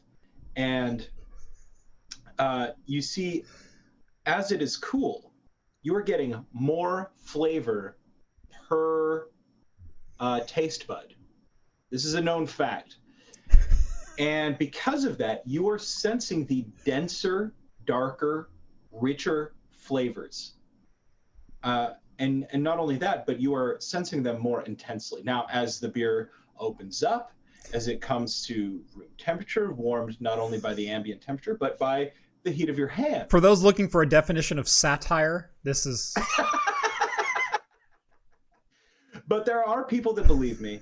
But I do also think that maybe this could be a barnyard science reason why you're tasting these other flavors now. Because now it's opened up, so you're getting less flavor per square inch of your tongue. And so you're getting the lighter flavors. No, because it tasted like vanilla before, and it still tastes like vanilla. Don't take this away from me. I had everyone there. What I'll say is... your tongue cannot taste extremes. Your tongue loses taste when things are too cold or too warm for you to sense fully. And so room temperature a la, mid-range body temperature, something between 60 and 120, is where you taste things most. That's why Corona tastes terrible at room temperature. It's because when it's at 36 Fahrenheit, you don't care, because all you're tasting is crisp Mexican lager. And by the time it hits 60F, and by the time it hits 60F, you're going, this is vile, because you're tasting all those cheap ingredients come out. And I say that for like every domestic lager that's out there. Not to pick on Corona, but I'm picking on Corona. So my science stands, because as your beer is warming up, all of the expensive ingredients are coming out. Yeah. I've never had somebody win a debate for me, but thank you. Anyway. Just mess with you. Enough of that. A little bit of NVIDIA news for us, and that is that reportedly the RTX 3080 20 gig, as well as the 3070 16 gig, and the 3070 Ti have all been canceled. Now, these were only rumored to exist anyway, and so I'd put their announcement as rumored. But apparently, because of fab issues, because of a lot of different circumstances surrounding this launch, the 3080 20 gig, 3070 Ti, and 3070 16 gig models have all been canceled. Now, the 3060 Ti launch remains the same, sometime in mid-November. We already know the 3070 8 gig launch was pushed back 2 weeks to October 29th. So it should launch, 8 days from today. Will it be available? That's a great question. More at 11. But for the content creators who were finally looking for, especially people who dabble with Premiere and high-end CAD on a pro and semi-pro level, the creators who need to encode 4K video on the weekends, and high bit rates and things like that. The possibility of a $500 consumer graphics card with 16 gigabytes of GDDR6 was tantalizing. I certainly wanted one. I would look to replace my 2080 straight up, because my 3080 does push the limits of its 8 gigabytes of VRAM quite a lot when I'm in Premiere. I'm editing usually ProRes LT is what I shoot most of my videos in. It's a pretty bandwidth and memory intensive codec. Something like 240 megabit or something like that. And when you're dealing with a 15-minute file is 48 gigabytes. Just to kind of put that in perspective. 15 minutes, 48 gigs. That's why I'm an audio guy. Right. I've done ProRes Lite before as well, and that was still 24 gigs for 15 minutes of recording or something like that. Say tantalizing again. Tantalizing. But the memory usage does creep up on your video card, especially when you're editing a lot of different clips at once. The more effects, the more transitions, the more clips you have in your timeline, the more memory it uses. 8 gigs sounds like a lot. It's really not when you get into the pro realm. And as of today, the cheapest way to get 16 gigs of VRAM has been the Navi 7, if you could get a hold of one, or the Radeon 7, with 16 gigs of GDDR6. And it was $700 at launch and difficult to find after that. Beyond that, it's been the 1080 Ti and the 2080 Ti with 11 gigs. Or it's been the Quadro cards with 16 and 24, starting in around the $2,500 range. So there really hasn't been a consumer choice below $1,200 that delivers you more than 8 gigabytes of video memory. So yeah, I was sold on getting a 3090. I want a 3090. I still want a 3090. I want to put a 3090 in my rig because my main rig is a 4K display. It's what I want. But saving for that, if I can get a 3070 with 16 gigs of video memory, I'm sold. I'm sold twice on Tuesdays. So yeah, waiting for the Craft Computing 2080 Signature Edition to be sold as soon as Jeff gets his 3090. You know what? I'll put that up for auction. I'll sign my 2080. Radeon 7 was HBM. Yeah, you're right. You're correct. It was HBM 2, actually. So, yes, you are correct. I misspoke. I banned all domestic loggers for my birthday party, but allowed Corona because of that. Didn't the 7 have HBM? Yes, the 7 had HBM. Get off my damn back. Gosh.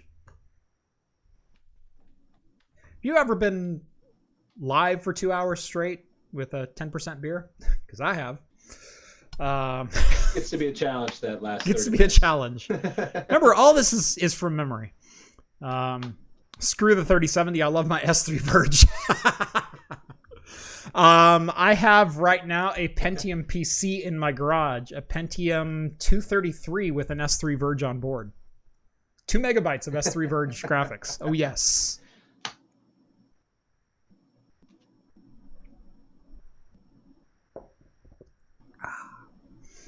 So yeah, little disappointing.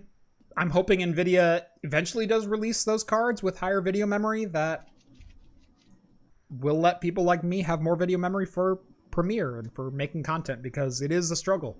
Epos Vox shoots in RAW on a 5.6K Ursa Mini Pro.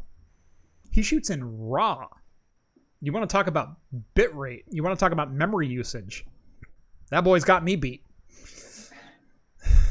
So yeah, there are people out there that shoot in RAW. You know, even Blackmagic Pocket Cinema Camera 4K shooting in ProRes RAW or Blackmagic Cine RAW. Those are high bitrate files. Those are very, even if you compress them, even if you do a 4:1 compression or an 8:1 compression, it's a lot of data to chew through. There we go. Yeah. So Packard Bell? No, not a Packard Bell. Gosh, who do you think I am?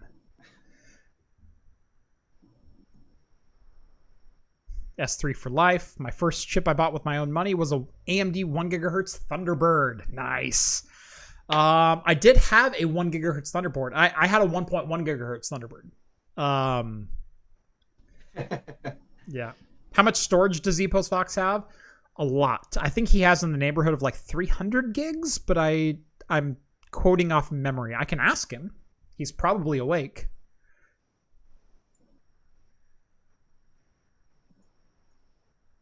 Let's see. Epos Vox.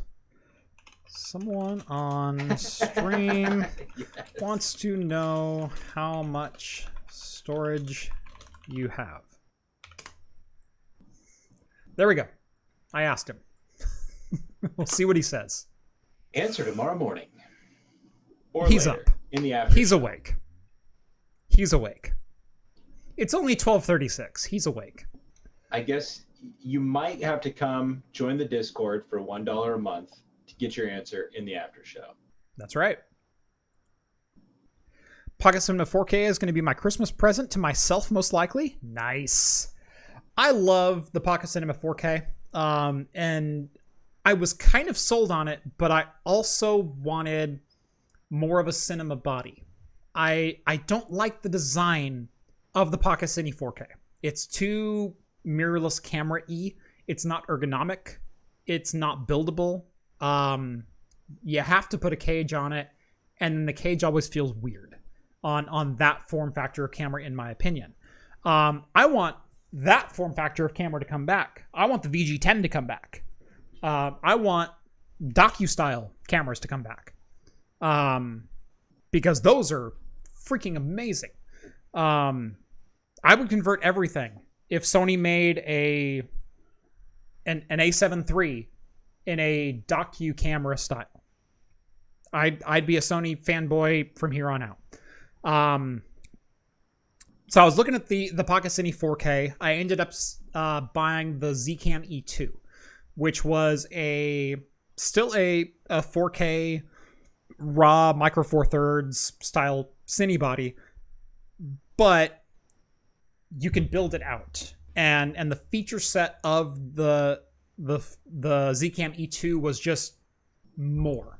You could shoot in 4K at 160 FPS, no crop, endless recording.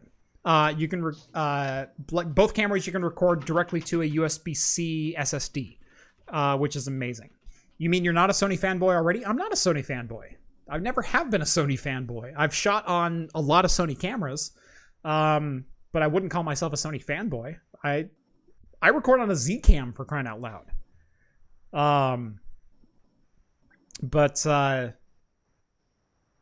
A rumored RX 6900 XT with 16 gigs of RAM isn't enough for you. It absolutely is enough for you, and I'll tell you why. It's because AMD is finally getting on board with standard encoding metrics. Yeah,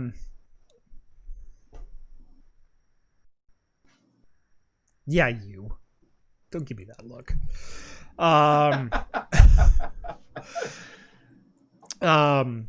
But yeah, there will be AV1 encoding on the RX 6000 series graphics cards, and pretty much every single program is going to adopt that. Whereas everyone has already had NVNC baked in. They will, what is Jeff recording on right now? Shut up! Shut up! It might be a Sony ZV-1. It's a good camera, okay? And I replaced my Sony A5100. Guys, he is not a fanboy. But I'm not a fanboy. Okay? He's a Sony shill. Just kidding. You know why I bought this? Because the autofocus is freaking amazing for a webcam. Look at that. That's pretty good. Like, boom, boom, boom, Yeah, boom. yeah, It's because I can do crap like this and show you how good my beer looks in frame. Yeah, but Rhett, your depth of field is like 9 feet. That's not that impressive. 9 feet's generous. Look at this. Blurry background. Oh, look at that. Jeff's blurry. Oh, now he's not. Oh, now he is. Oh, now he's not. Oh, now Jeff's slightly blurry. Oh, look at that. Oh, getting blurrier. Hold on. Oh. Yeah. Fine. That's very impressive, you Sony fanboy, you. I wanted a run and gun camera. The Sony ZV-1 fit the bill. And I bought the Sony ZV-1 full retail. Before you were a fanboy. We get it. Before I was a fanboy. To replace all the other Sony cameras that I had. But if Canon made a camera with that style autofocus and this usability and everything else, I'd buy a Canon. I'd buy a Panasonic. I'd buy a Nikon. I'd buy whatever. I stand by cameras the same way I stand by operating systems, and the same way I stand by equipment and vendors and manufacturers. They're tools to accomplish a certain job. And whoever makes the best tool is who I will buy. So the fact Sony that has the just best makes pocket the camera best. right now. It has Sony nothing has to do the with it. best pocket camera right now, and the A7S III is definitely the best video camera that's out right now, although it's in a form factor that I don't like. I don't want a mirrorless style body. I want a docu style body. I want that. Make that, and I will buy it. You can charge $5,000 for that over the $3,800 price of the A7S III. I will buy it. You know, we walked around, for those of you guys watching, follow it along at home. We walked around CES for a week, and we finally made it to the camera showroom, and I hadn't seen Jeff that happy all week.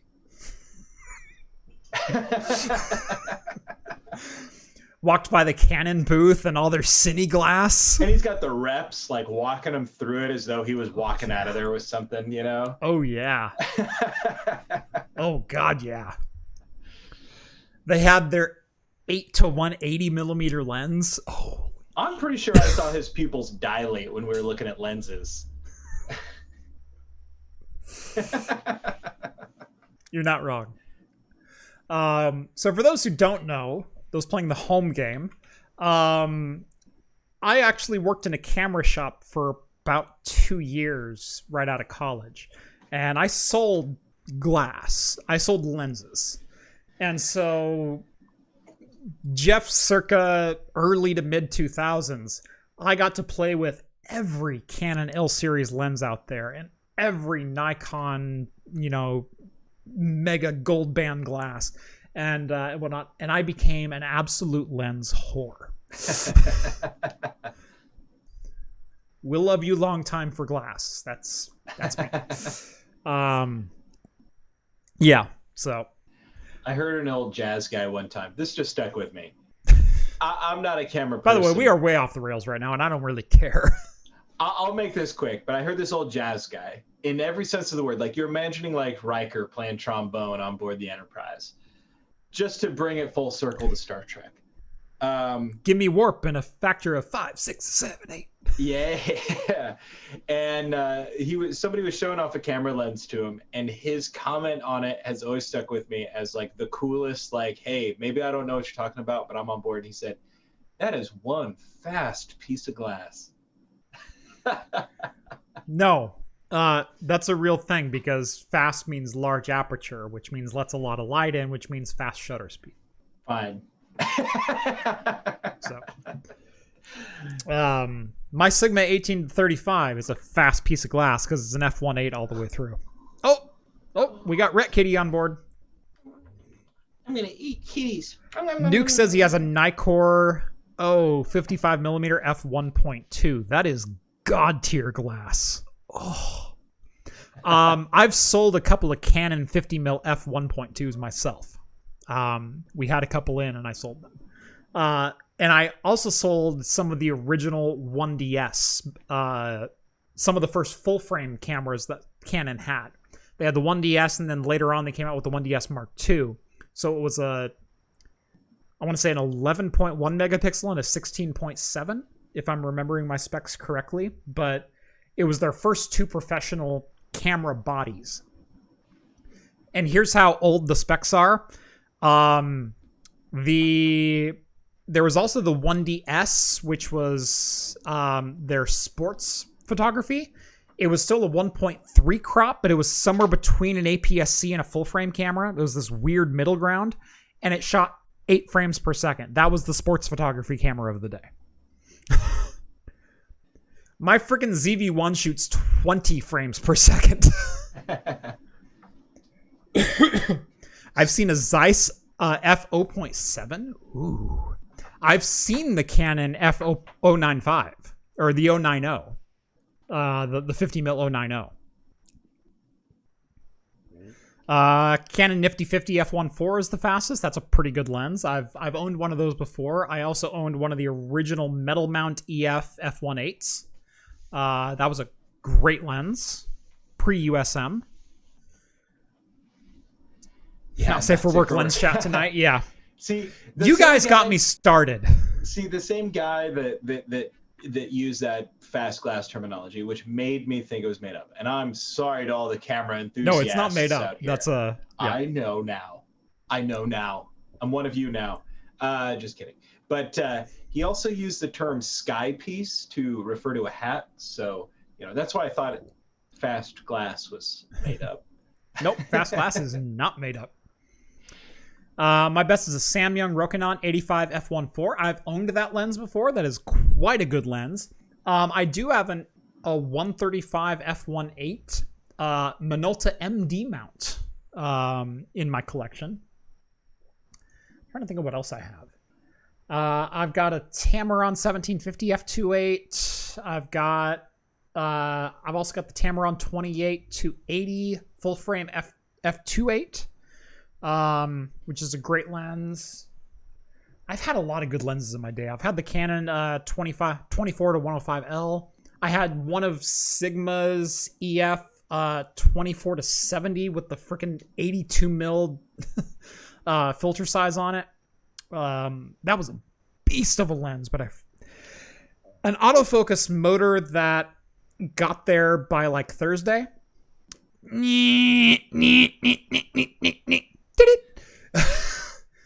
It was kind of the autofocus procedure with that lens, but razor sharp once it landed. Yeah, Helios 44s are fun. I've never owned a Helios 44. I've thought about buying one a couple of times just to adapt it to various different things. I did own a Canon 70 to 300 DO lens for a very short time. For those who don't know, that's the diffractive optics. That was their pancake style 70 to 300 that went from like this tall to like this tall. With the green band, which I think they only ever used on that lens. They were trying to make like an entire line of DO lenses, which was a half step above USM, but also a half step below their L series red band. And it didn't really pan out for them because they figured out the only lens they could make a super zoom in that style was the 70 to 300. So, yeah. All right. Let's get into some other news here. We got a couple quick beer notes to get to, and that is that a brewery in Missoula, Montana is giving away free beer along with your flu shot. So if you go on and get a flu shot, which is covered by most medical insurance at full cost, you can also get a free beer. So this was a collaboration between Cranky Sam's Public House and a pharmacist with Farm 406 in Billings, Montana. So Missoula, Montana and Billings, Montana. And the deal was pretty simple. Show up, get a flu shot, get a coupon for a free beer. Love it. Now you should all be getting your flu shots anyway, because especially this year. Although if we're not going out nearly as much and we're already wearing masks, the likelihood of getting flu is a lot less, but you should still get the vaccine because it will still keep everyone around you safe. That's the way vaccines work.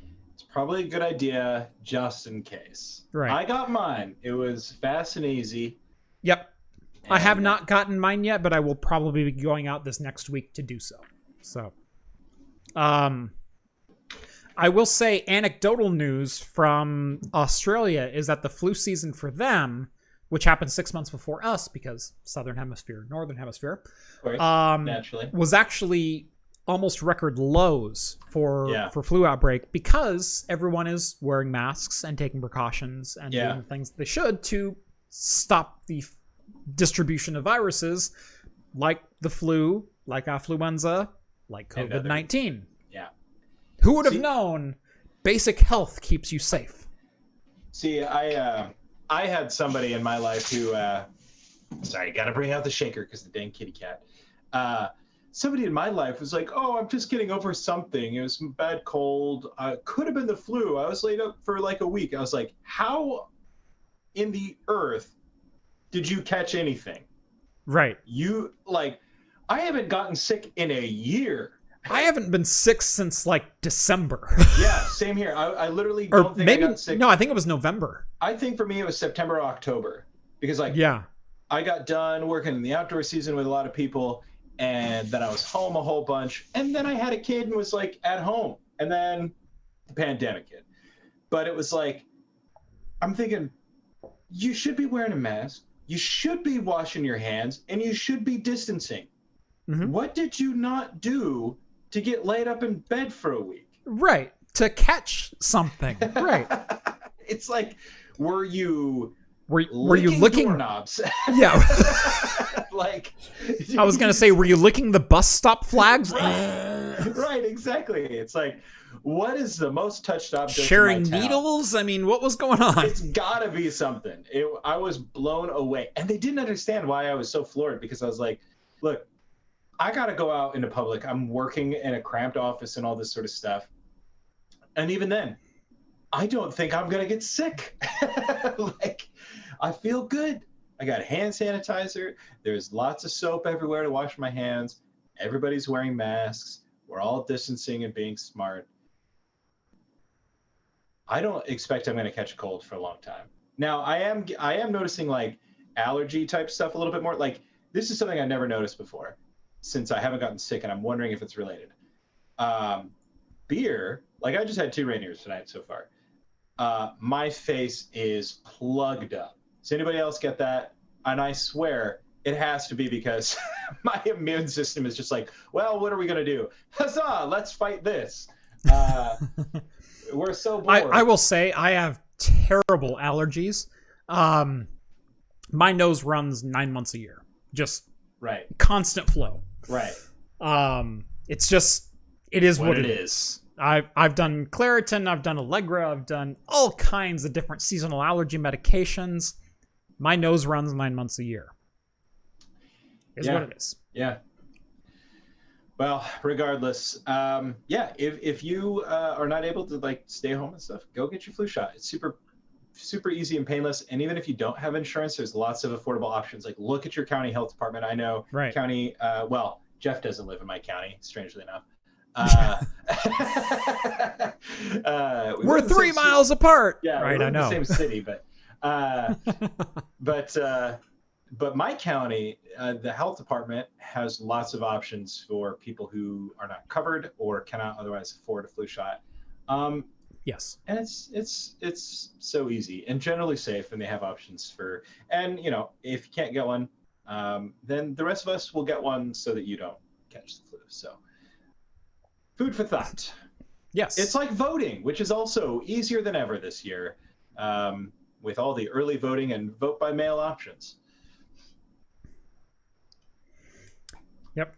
And I love all the talk. Voting by mail doesn't work. Really? Because in Oregon, we've been doing it for like 30 years. Yeah. And it freaking works. Yeah, they're like, voting by mail doesn't work. I was like, weird.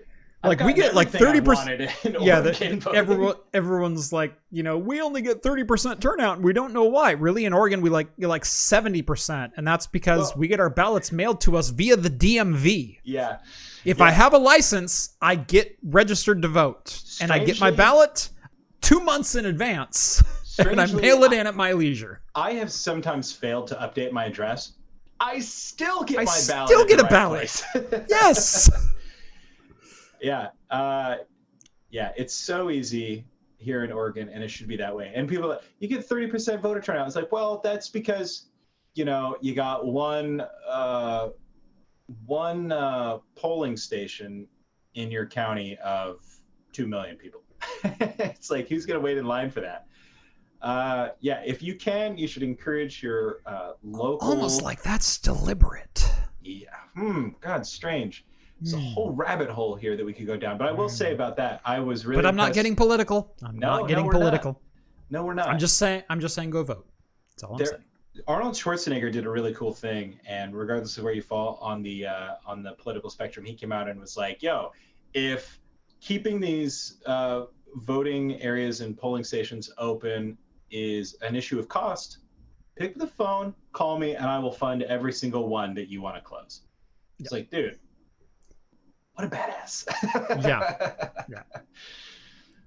But anyway, I was wondering about that with the whole beer and vaccine thing. I was like, I wonder if that's like a regional thing, because I don't think that would fly in Oregon, because like people get vaccinated and all this sort of stuff. I don't know. Anyway, it's Missoula. So go get your free beer if you are in Missoula, baby. Beautiful. That's right.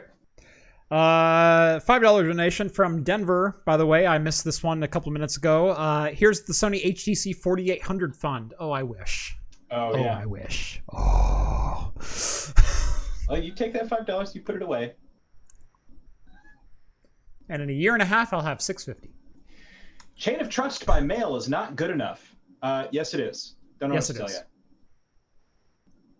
Sorry, I verified my ballot today. It's already been counted. Right.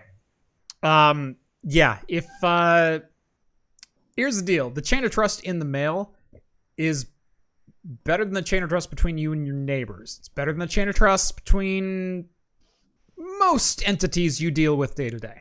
How's that? Well, here's the thing: you're afraid to put it in your mailbox and put the flag up. Drive it down to a drop box. Yeah. I the lock drop. Yeah, the lock drop boxes that only the Oregon voting statute picks up. Yeah. I took both my wife and I's ballot down to the grocery store, the local IGA, where they have hosted drop boxes since the inception of mail-in voting. I wouldn't do that if I had to drive really far, but the grocery store is right by my house and on the way to work. Yep, we got our ballots in this week. We're filling them out. I'll probably have them out next week. Baller status. Yep.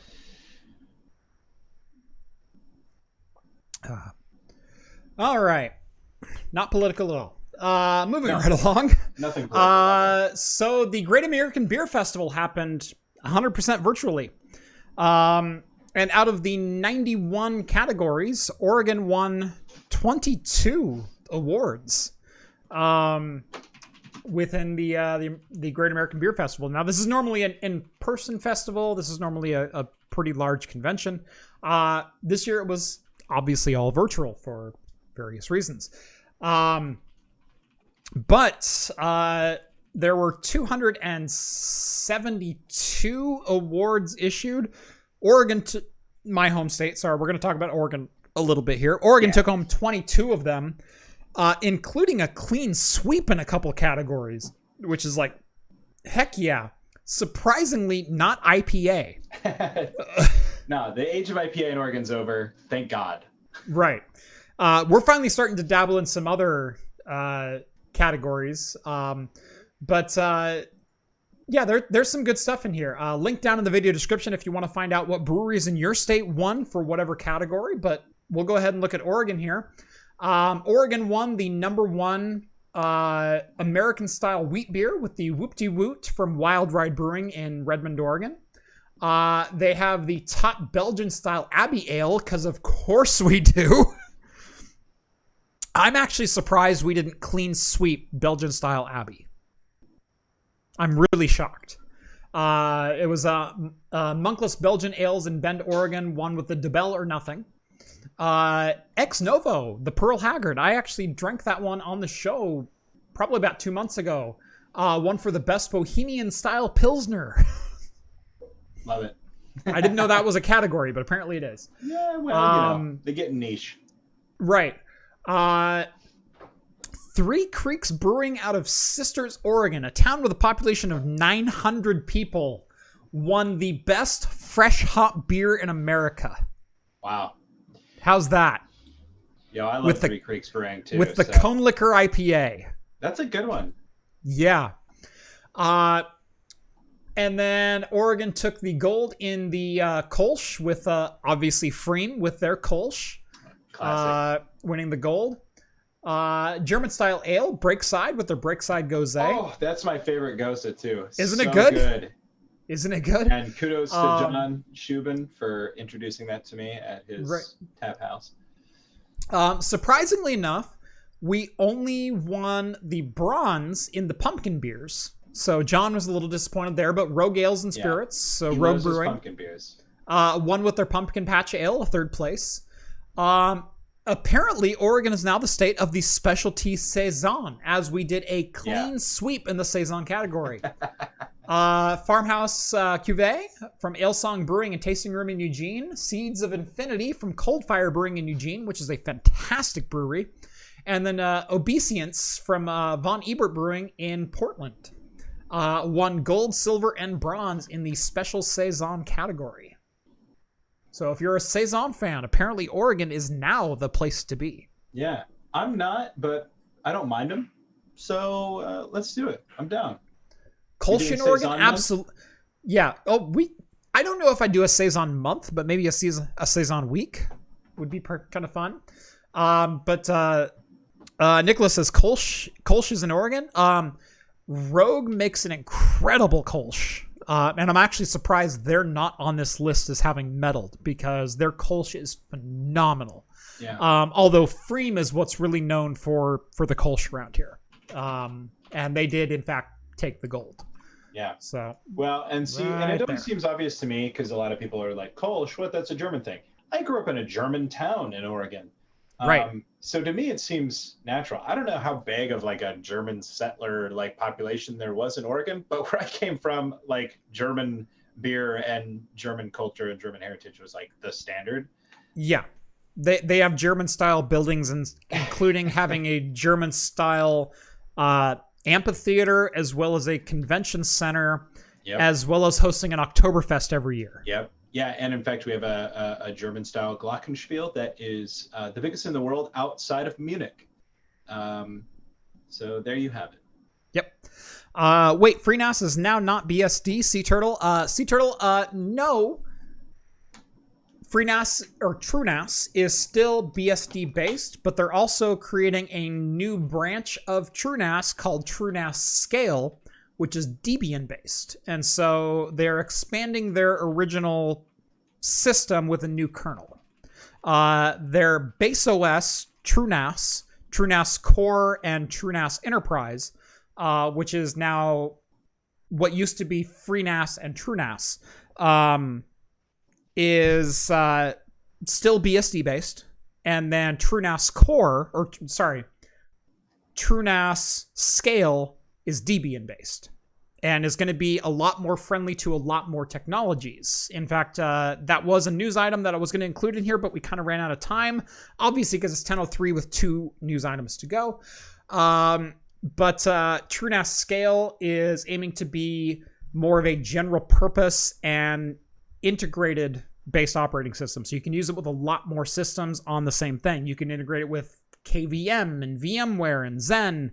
You can integrate it with full GPU compute servers. You can do all kinds of different things running TrueNAS at the core of your Debian-based kernel, and then branching off of standard, virtualization and other compute-based systems off of that. I'm doing a terrible job of explaining it, but that's the general idea. Anyway, we got 2 more quick stories to get to. First off, I feel like I lost this bet, but I feel like I lost it on a technicality. And that is that Sonic the Hedgehog is the #1 grossing superhero movie of 2020. It is the first non-Marvel superhero movie to win the award since 2008. When The Dark Knight won the title with a revenue of $1 billion. Sonic posted an earnings of $306 million. Although it is noteworthy that Marvel Studios postponed both of their releases. That is Black Widow and what was the other one? Black Widow and Eternals, Marvel Eternals, from a 2020 release to a 2021 release due to the global pandemic. And Sonic happened to come out in January before the pandemic really took hold in the United States. So, Sonic the Hedgehog, the #1 grossing superhero movie of 2020. Yeah, that kind of sums up. So sorry, we're talking about voting in the Discord. That about sums up 2020 to me. Like, dude, I'm so stoked for Ben Schwartz, who's like a legit, awesome, funny human being. I haven't seen Sonic yet. Have you? I have not. But so like the fact that it's like the highest grossing superhero movie of 2020 is like, I'm just like, yo, we broke out of the MCU circle of funk.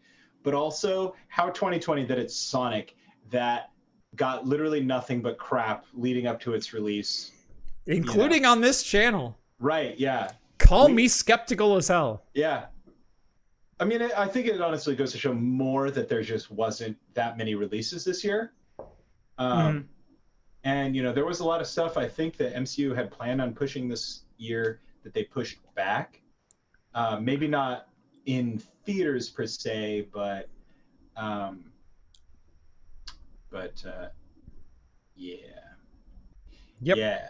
CAF PC is saying, have you seen the Netflix specials from Ben Schwartz?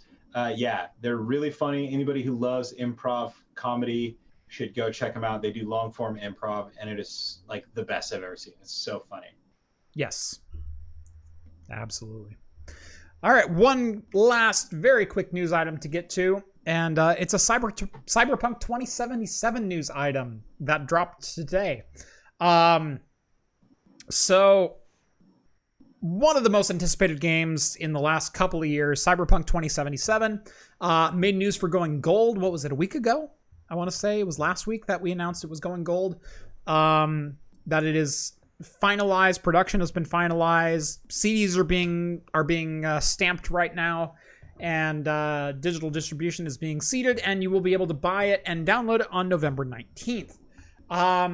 But one of the hallmarks of Cyberpunk 2077 is that it's going to be available in 10 different spoken languages at launch. Now, typically, when you do game animation, and this is something that you've probably dabbled in a little bit, Rhett, or at least know part of the industry. I know you know a couple of voice actors and whatnot. When you do animations for a video game, you do the animations in English, and then you dub over them in whatever language they're going to be in. And sometimes that language goes over or under the animation scene, and the timings may not work out thematically or cinemagraphically with the scene you're trying to convey. And so emotions on the actor's face can happen at weird times. There can be weird cuts in transitions from one person to another. There can be misdubs with the lips, etc. And often too, they have to sometimes change the meaning of whole passages or phrases in order to use words that best emulate, in order to fit the time code of what the cinematography in the English version of the game was meant to be. Yeah. Well, Cyberpunk 2077, CD Projekt Red, went about it a little bit different way.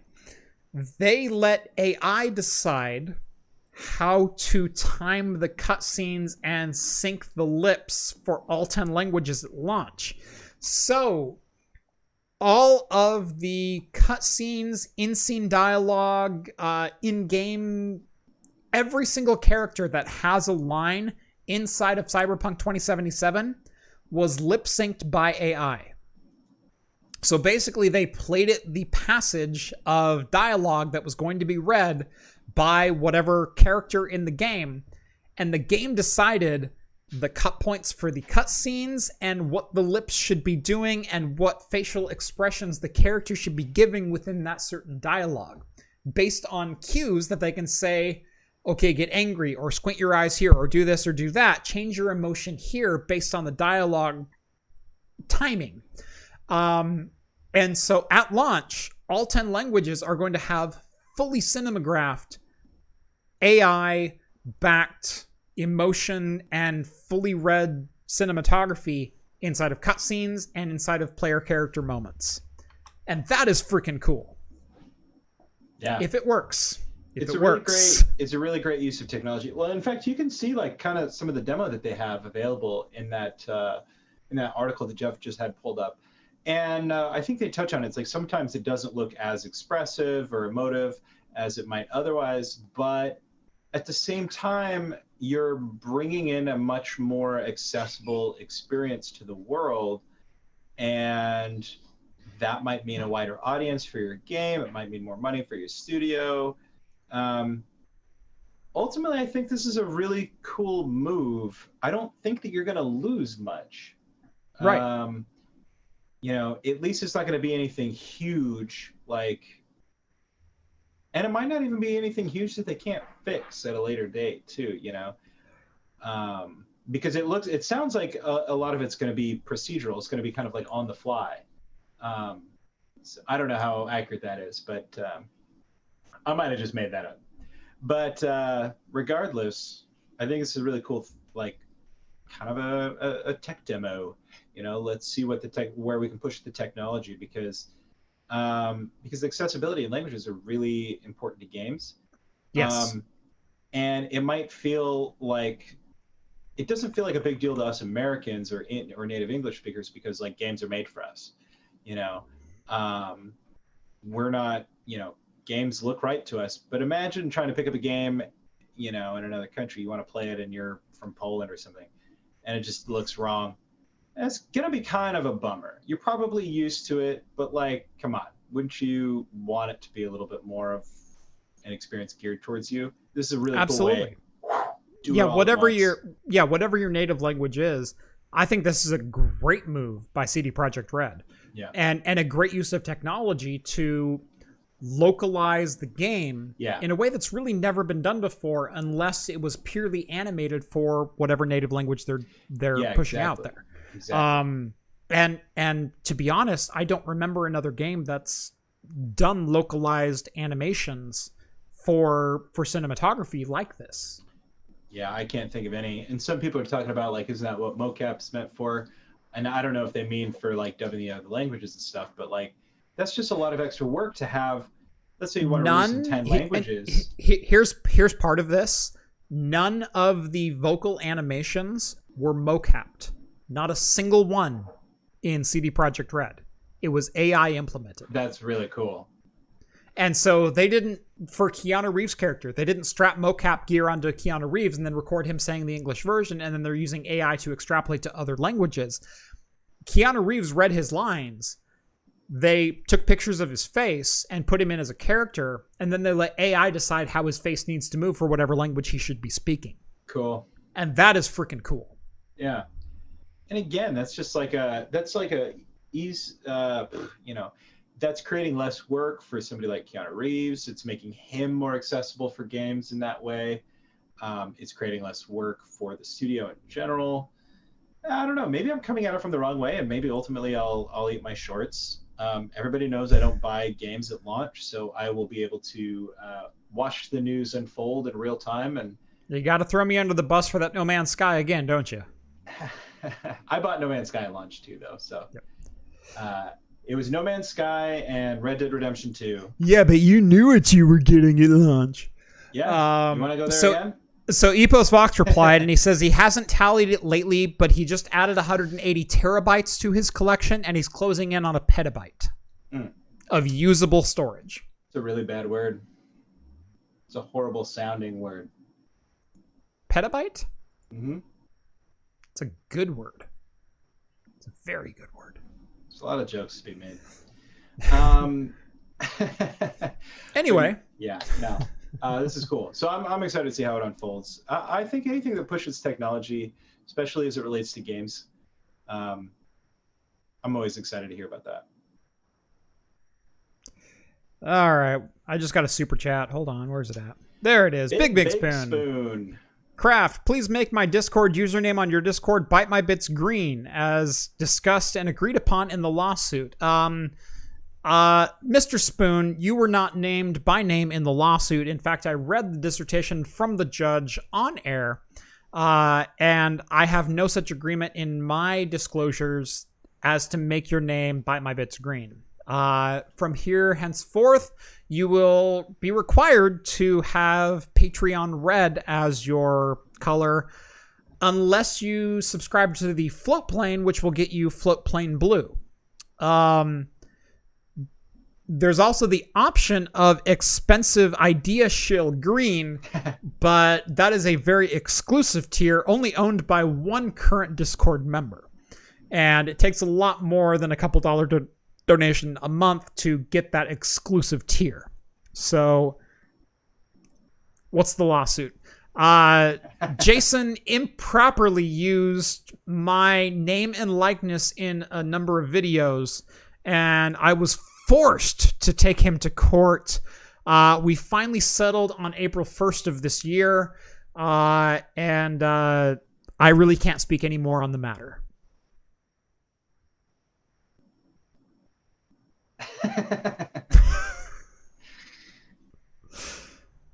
It's kind of weird because craft computing, we're just so wrapped up in so many binding contracts and disclosure agreements. There's so many NDAs wrapped into this. I mean, just working with the mods today about what I was going to drink on the air was kind of a nightmare. We had to bring in a legal scholar from the office next door. Luckily, we got these people we're on friendly terms with, so none of the paperwork is written in plain, easy to understand English. No, it's complex legalese.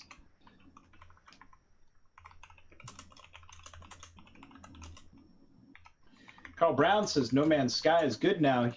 Yes, sir, it is. And I bought it at launch. So, anyway, this has been episode 155 of Talking Heads here on Craft Computing. Thank you all so much for watching, either live or on replay on Anchor.fm, wherever your fine podcasts are found. Rhett, do you have anything Game Devs Quest related before we sign out here? Yeah, we do have one thing. Those of you who follow along on anything that I do, I run a game development podcast called Game Devs Quest, and one of the things that we like to do is we like to run community-oriented events called game jams. Those of you, for the uninitiated among you, should know that a game jam is when you take a predetermined allotment of time and you jam out a game. You enter crunch time and you, from start to finish, create a game in its entirety or as close as you can. And we host one such game jam. It's called the OMG Jam, and it has one of the lowest barriers of entry that we could muster. There's hardly any rules or regulations on how big or long your game has to be made. It just requires that it has one mechanic. That's why it's called OMG Jam, the one mechanic game jam. And we are hosting the next one the weekend of the 6th, 7th, and 8th of November, beginning on Friday, ending on Sunday. And y'all should come and make games with us if you are so technologically inclined, or otherwise, if some of you make art, digital art, likely pixels or things like that, we can find a programmer to pair you up with. If some of you are familiar with varying game engines, Game Maker Studio or ClickTeam Fusion or Godot or Unity or Unreal, you are welcome to come and make something. And if you don't finish something, that's fine. Submit it anyway, and we'll likely look at your games on a podcast and talk about them, maybe stream them on Twitch, things like that. So you can have any related skill to game development or game design, and you are welcome to come join. We'll find somebody to pair you up with, or hopefully do the best we can in that regard. So you can find that, links to that at gamedevsquest.com. Yes, and you can find links to both Rhett's Twitter and at GameDevsQuest down in the description below. They will have all the announcements pertaining to that particular game jam, so if you'd like to get a part of that, jump on it. I already said thank you so much for joining episode 155. If you'd like to take part in the super secret after party on the Discord, make sure to click the Patreon link down in the video description. Minimum donation of $1 per month gets you exclusive access to the Discord server, where you can chat with myself, Rhett, John, Steve, all of the hosts from Talking Heads, and join the ever-growing community that is over there. I will be on video chat here in about another 10 minutes or so, for probably about an hour, and you can jump on in and chat with me, ask me questions, or just take part in the BSery that happens in the after show. I don't think there's anything else. Don't forget to slap like. Yeah, slap like, pow, subscribe. And Yeah. come join the Discord. We'll catch you. Do all that stuff. Join the Discord. Thank you guys so much for watching. And as always, we will see you next Wednesday here at 8 p.m. Pacific time for the latest in beer and tech news. Later, all. Okay, now what do I click? The bell.